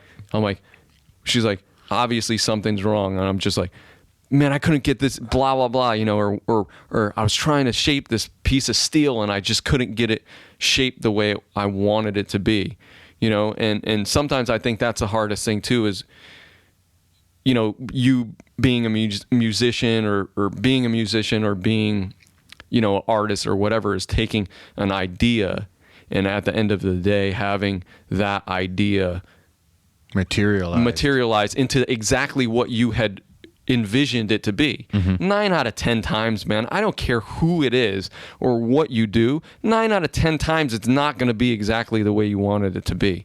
And for me, I'm such a perfectionist that is a hard thing for me to deal with. Yeah. Because I can't be like, how do I get from point A to point B, not knowing how to do it because I've never done that before. You know, and or it being like, I have this envision and it's not it's possible, but I might have so much work involved in it that it's not possible for me to do unless I'm doing it for myself. Are you still learning? Always. Constantly, right? Always. You know, there's always.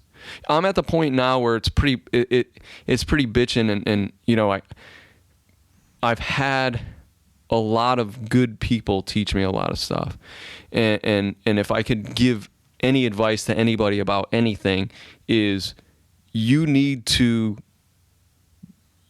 especially the young generation, you need to find those people that were doing it their whole life. You need to find the people that, whatever it is that you're into, were into it before you were into it.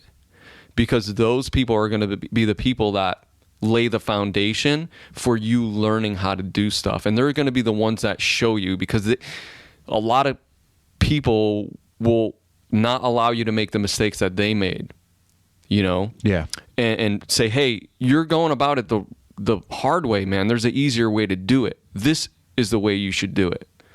And I think that's important, because kids nowadays, or the younger generation, they think that they can learn everything on YouTube. Yeah. You know, which YouTube's great, and there is a lot of stuff that's on YouTube, but you have to get your hands dirty. You have to talk to people that have done it. You have to be a part of because there's going to come a time when there's something that you don't know how to do, and somebody that's been doing it for years knows how to do it. Mm-hmm. And they're going to save you a lot of pain and frustration by just talking to them and saying, hey, and don't, you can't be afraid. The one thing that I've learned is that you have to ask for help. And Sarah's a big advocate on me reaching out to people to help. For example, there's a show in California called Born Free, which is a very big, prominent custom motorcycle show. So this year I was asked to be a invited builder. So there's only a handful of people that are invited builders. And these are some of the best motorcycle customizers in the world. And I'm going to be doing some stuff that I've never done before. In front of a bunch of people. Right. And I've had bikes out there before, but never been an invited builder. But there's some processes that I'm doing that I haven't done before. And Sarah's like, listen, you need to reach out to people and ask for help. And I'm always the dude that's like, no, I'll do that shit myself. Like, I don't want to bother people. And like, I'm just going to do it myself, which a lot of the time doesn't work out to be such a great idea. No, yeah. She's right. And in the end, the end result is me asking somebody for help. Yeah. More than likely when it's the deadlines. Right. Yeah. So, so getting at those people that are into it and been doing it for a long time, like, you're learning a lot of stuff. And a perfect example, there's a lot of guys, and there's few people in particular. There's a handful of guys that I could say have been a huge, huge help to me as far as I have a lot of peers, and I know a lot of people that fuel my love for what I do because they give me input. And vice versa. And I dig that. But I think like the big thing is there's a handful of old timers that have reached out to me, and the only way was by me being like on them all the time.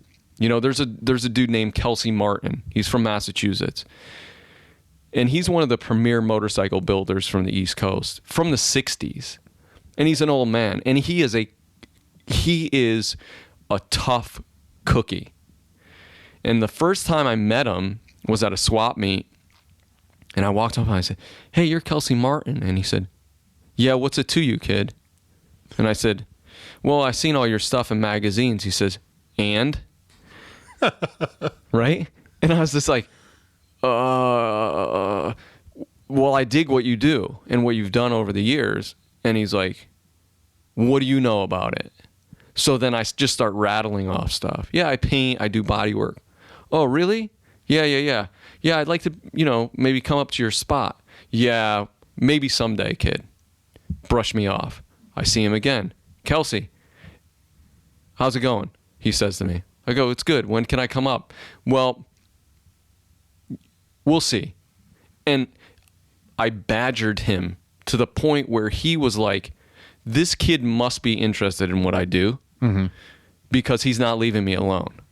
Now, he'll call me up out of the blue and go, "Hey, what are you doing?" "I'm painting. Why don't you come up?" And I mean, he's still kind of a hard ass, but he's taught me a lot of stuff. I mean, he taught me a paint technique that I can't get into, and he made up this paint technique, and it blew my mind. When I left his house, his shop, Sarah had called me. It was in Massachusetts, and she said, "Hey, are you on your way home?" I said, "Yeah." She said, "Where are you?" I said, "I have no idea." And she said, "What do you mean you have no idea?" I said, "I was at Kelsey's. He absolutely just blew my mind. Everything I learned about paint went out the door. Like, he told me this technique, which he doesn't tell anybody how to do.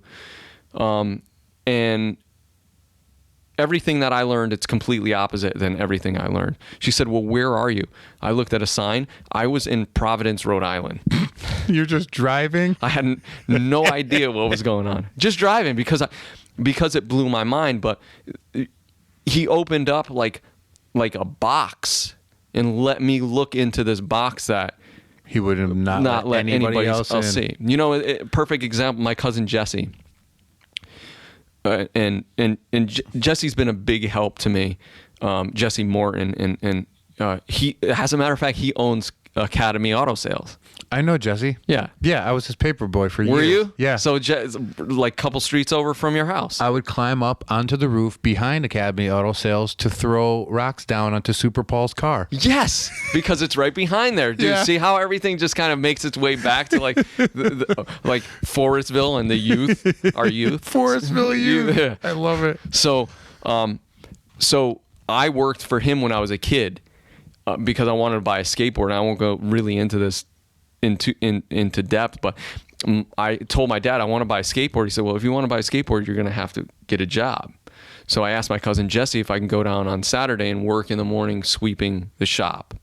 So I'd go down there, clean the tools, sweep up the Bondo on the floor, clean the frame machine and all this stuff. So I've always had pretty close bond with Jesse. Jesse got into restoring antique cars. Mm-hmm. So roaring 20s, like 20s and 30s, big cars, Buicks and Cadillacs and stuff like Rolls Royces and whatnot. And then he started building, he became a coach builder, which he literally makes the bodies on cars out of flat pieces of steel. Well, he's taught me a lot of stuff. And now, you know, I'm at the point where if I envision doing something, I could literally take a flat piece of steel or aluminum and make stuff, make a fender, make a gas tank out of it. But if it wasn't for me reaching out to him and saying, hey, you know, like I'm interested in kind of learning this stuff, and I'm lucky enough to have these people at my disposal, which everybody doesn't, because usually you have to be like the shit kid that cleans the, you know, like when you get into a shop to learn how to do something, you're like the gopher kid, where you're like, oh yeah, empty the garbage out, do this before you gain the respect. It's like a dishwasher in a restaurant. Yeah, tattooing, whatever, you know, whatever it is, you're like that dude. Yeah. So I'm lucky enough to be around this and have been around it my whole life, to have it at my disposal quite easily. But like, if I didn't reach out to him and say, hey, I want to learn how to do this, then I wouldn't necessarily know how to do it. And that's kind of what I'm getting at. Like, you have to engulf yourself, you know, into the process. You know, you have to. I remember seeing something, and I think it was, I don't remember what DJ it was with, and like some interview with a DJ, and he's like, yeah, my mom always told me, like, if I wanted to get into DJing, because he was like big into it, she was like, you're gonna have to put like a good amount of hours in before even anybody takes you seriously, you know. Mm-hmm. And nowadays, even though I get frustrated and I want to quit, like I get sometimes to the point where I'm like, I'm done with motorcycles at that moment, but then I'll wake up the next morning and be like, man, I love motorcycles. Yeah. And I'm on Instagram looking at every motorcycle and in old magazines and all this stuff. But I think the issue is the younger generation like us doesn't want to engulf themselves or spend enough time doing it. Yeah, they want, it's like a pill. It's like you know, they want instant gratification. Instant gratification. You know, they want it to me now, and I want to be a pro at it right as soon as possible. They want to be able to go on. They want to be able to go online and look up a obscure band from 1982 and have the whole catalog downloadable. Yeah. And you they know, can, and that's why people are spoiled like right. that. Yeah. So it's like, you know, but I've seen there's a new kind of young generation that's getting, and it's in the culture. It's tattoo, skateboard, snowboard, motocross, like getting into like the chopper scene, you know, but these guys still don't want to, like, it's less about what was happening then, the roots of it, and the more about the like what is now. Mm-hmm. And the Japanese culture is huge on motorcycle. I mean, they're huge into anything. And, you know, and I've been lucky enough to be involved with some companies in Japan and distributing my stuff, my products, but they are sticklers about knowing the roots and the culture and the history of everything, down to stuff that people here don't even know or realize or like. So I think like there needs to be more of that, you know, and there needs to be more of knowing like what came before you and kind of reaching out to that stuff, because, you know, the past is the future. Mm-hmm. You know, remember when we started this podcast and I said we're going to get into the roots? We got into the roots, bro. Yeah. We went a good long time. This may be the longest podcast I've ever done. We're at an hour and 43 minutes, Are bro. we? Yeah, once I add my commercial part on to the front of this will be the longest interesting podcast that I've ever done. You better cut it down, dude. I don't cut anything, dude. No, I never do. No, because then that dilutes it. That's true. We didn't talk about anything that sucked or didn't matter. Everything was good. Well, that's good. You brought me back to fucking my Well, I remember, and we can possibly end on this. Okay. I remember in high school going to pick up my girlfriend at the time at Eastern, and you like getting off of the bus or getting on the bus. I would drop her off and then you would like be getting off of the bus and then like getting on the bus. And I don't know why, like I remember you and Eric and like Skelsky, like for some weird odd reason. I think maybe no, I don't think you guys were on the same bus, but Ryan was. Eric lived in Sean Drive, and Ryan lived right around the corner from me, so he was. That's right. So did Wild Bill. Yeah. So it was just a weird thing that I, for some odd reason, because I was like, look at these kids. You man. saw the like, group and was like, there's something about those dudes. Kids. It's not about everybody else. And I guess it was just a reflection of kind of like of who you were. Yeah. Of like the new generation of what was happening there. But I mean, you know, it's got to be what 20. Maybe even longer. 20 years ago was 1997, and that's when I graduated. Yeah. So we're talking about past that. We're talking about 25 years ago. Yeah. 24, 23 years ago. That's crazy. It's really crazy. But you're doing well. I like to think I'm doing well. Well, I do want to, dude. I do want to say this. What? I do want to say this. And I've said this in the past, and I am truly happy that you are where you are today, because I've seen everything, and this is not, I know the podcast was talking to me, but I want people to know that listen, that I've seen, and a lot of people have seen where you came from and gone through. There's not a lot of people, and I respect you for this, and I think I've told you this before, that have done what you've done and been in the places that you have been and turned their life around and been like, you know what, I'm not going to be that anymore. I'm going to take a stand against myself. I am going to be the person that I should be in life and not let anybody tell me anything other than that. And I respect you. I respect that. I you know what, to this day, like, you have to be, I surrender to myself every day, telling myself, you'll never be perfect. You'll still fuck things up, but you are a work in progress, and you progressively get better. As long as you don't fall back, right, you'll be all right. Right. And I don't think I'll ever, I don't think I'll ever fall back to where I was, but like you do it with your craft. You work on yourself, you listen to people, you take advice, and you fucking live every day and try to be a better person and make good on them dumb mistakes, those people you pissed off from back in the day, and you try to not do that anymore. Right. There's no need for it, but it's called like actual growing up. Right. But I mean, people don't have the guts. There's not a lot of people that have the guts to be like, fuck this, man. Like, I'm not going to be that dude anymore. I'm going to change. I remember, dude, like some of the first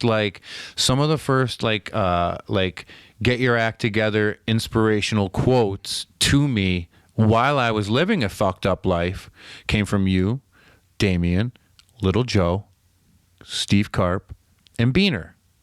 I remember I walked into the fucking tattoo shop one day with my nostrils caked with ketamine. And I just like sniffed a bunch of ketamine. I don't know why I thought it'd be a good idea to walk into Custom Culture tattoo shop. And I go into and I start talking to Steve.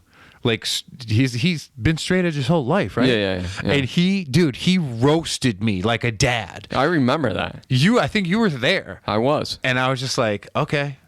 All right, and that stuff, like, I didn't get my shit together that day, but that always stayed with me. And every time I saw him throughout the years past that, I remembered him being disapproving of what I had done. And I was like, damn, I bummed out this dude that I look up to. Right. And I don't ever want to be in that situation again. Right. But those are like how people learn. You know what I mean? Like, that's how people learn. Without a doubt. And it's not, and there's no finger to point at anybody. There's no fault. I mean, I've done stupid shit in my life, and I've wasted time, you know, and I look back and go, dude, what the fuck were you thinking? Like, you wasted so much time. You could have been like somewhere else or doing something, and you were wasting time, you know, and it's one of those things where you can't really focus on that stuff, but yet and still for a lot of people, the easy way out is the easy way out.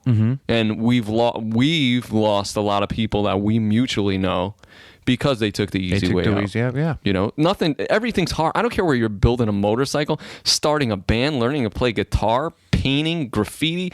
I don't care what it is, dude. There is going to be times, even when you're a master at a craft, that you're going to hit a roadblock and be like, shit. But if you give up and you walk away from it, then you're not any better. You're never going to learn how to do it. You know, so you put it down for a while, do something else, and then pick it back up again. You know, there's projects that I've set aside for years that I just was like, you know what, man, like, my brain's not in it, my head's not in it, my heart's not in it. I'll put it away and then come back, revisit it when I have the skills or have the patience to kind of do that. You know, I need to be more like that, but you know, it's easy to talk on a microphone, you know, into a microphone and say all kinds of bullshit. It's another thing to like actually do it. Well, I think you have, you know, so, well, I thank you, man. And like I said, you've been an inspiration too, to see where you come from, like, and see how fucked up you were at one point and where you're at now. I tell Sarah all the time, I'm like, yo, I love Grippo for that shit. You're gonna make me tear up. Nah, man. I thank you, my friend. Thanks for having me here. Dude, I appreciate it. Anytime. I don't see you enough, which I should. And you know, you can come out to our spot or come to the shop anytime you want. Dude, I'd love to come hang out. You're more than welcome. You can come here anytime you want. I love this spot. You can come hang in my weird attic fucking podcast studio. But yeah, let's hang out, man. When you're ready, just like Jarvis, when you're ready, dude, do whatever needs to do to get you on two wheels. Dude, I would really love it. It's to the point in my life where I really would like to do that. I'm done with school. Well, December 16th, if everything goes good, but I have no more like big time taking. My girlfriend tells me all the time, she's like, you do too much shit. You're in school. You started a podcast. You started doing fucking Brazilian jiu-jitsu. You fucking want to fucking rap. You started a fucking record label with Chum. You're fucking, now I'm engaged and I got to fucking do that. Congrats. Thank you. And you're engaged too. Yeah. And I really am happy for both of you because I've known both of you for fucking a really long time. Yeah. Concurrent, I've known both of you for about 50 years. Yeah. So, and you know, Sarah is the foundation for me. I am an absolute complete wreck. I am a dick most of the time. Dude, I just like when you guys started dating, I like in my brain I was like, this is oddly real. Like it's gonna work. It's like two weird keys fitting together to make this like weird fucking treasure trove open. Because I remember going to your skate shop and being trapped for hours. And you would like talk to me, but I didn't want to leave. I remember like going to your skate shop and talking to you and walking out of the skate shop, and it'd be dark, and I'd be like, how the fuck did I hang out with this dude for like 6 hours? Yeah. How did he hold me fucking hostage there? And that's why I knew you'd be great for like, telling your story on a podcast. Yeah. Well, I mean, you're a born conversationalist. Yeah, it gets me in trouble sometimes, but it actually gets me. It makes me some money sometimes too. But like I said, when you're ready to get on two wheels, man, we'll go through everything that needs to be done. Joe, you tell me what I need to do and like what we got to do, and I would really love that. I would really, really love. I mean, first and foremost, you got to come up to the spot. We'll get you on a little dirt bike. I know how to ride a motorcycle. Oh yeah, you rode when you were a kid, right? Yeah, I know how to ride a motorcycle. Like I would definitely have to go and get like my license and my permit, but like I know like I don't like I'm not no. You know who taught me how to ride a motorcycle? Who? Wild Bill. Of course. Yep. Of course. Yeah. Would it be anybody else? No. Yeah. But yeah, man, you tell me. I would like to come up to just check out your spot anyways, because she was telling me about it like last year or so. Yeah. I'd like to do that. Yeah, whenever you're ready, man. Like I said, thanks for having me on here, man. It was great. You're very welcome. Thank you so much. Ladies and gentlemen, Harley Carrara, Tradition Cycles on Instagram. Follow him. You want to say hi to anybody? You want to say bye to anybody? You want to plug anything? You want to tell anybody to fuck off? No, man, I'm cool. You're good? Yeah, I'm pretty good. If you guys want to fucking look at some really, really like traditional craftsman type motorcycles, follow Tradition Cycles on Instagram. Oh, my website also. The website is Tradition Cycles. It is, right? www.traditioncycles.com. Traditioncycles.com. Yeah, check it out. Dude, I don't get, like, man, I don't even... That's how immersed you are into what you do. You don't even know the name of your own website. Listen, dude, if I didn't have to have a cell phone, I probably wouldn't. I know you wouldn't. That's the kind of person you are. But yeah, that in like I said, if you want to see what I'm building for Born Free, which is going to be a long process, then I'll be posting on Instagram. You could look under the hashtag BF10 or Born Free Show, which shows all the invited builders, which are all super, super talented. Some of them are friends of mine. And when is this? This is in June. This June coming 2018. Yeah. And June. where? What town? It's in Southern California. I don't know. What town is it? Silverado. Okay, cool. Yeah, it's cool. I mean, if it's cool just to see some of the stuff that people are building. I have some friends that are in the invited builders as well, which is great. So I don't and there's a couple guys from the East Coast, which is really cool. Mm-hmm. It's usually more West Coast guys, but this year they picked a bunch of East Coast guys, and I'm pretty honored to be an invited builder from the Northeast, and what that comes down to is just representing and showing people what it's not all about California. No, there is people other places doing it. Yeah, you're representing the history's here as well as anywhere else that motorcycle history's been. I'm not taking credit for any, but it was all going on at the same time. It's still all going on at the same time. So, and you're in the forefront. I like to think I am. That. So I know that. So. Dude, every time I get somebody on here, I try to tell them how I view them. Like Tyler Anderson, the chef at Millwrights. Dude just was on Top Chef. I told him, I go, you're a world-renowned chef. He goes, no, I'm not. I go, you've cooked in other countries, right? He goes, yeah. I go, then you're a fucking world-renowned chef. Right, Own it. You know what I mean? Dudes like you are so humble, and I love it. That's awesome. I try. I just dig what I do, and I immerse myself in it as much as I can be. Live it, and if whatever comes out of it, I'm not rich from it. I don't expect to be rich from it. However, you are happy. I am happy most of the time. That's all that fucking counts. Most of the time. All right, we're going to end right there because that's a real inspirational quote. It is, brother. Ladies and gentlemen, Harley Carrara.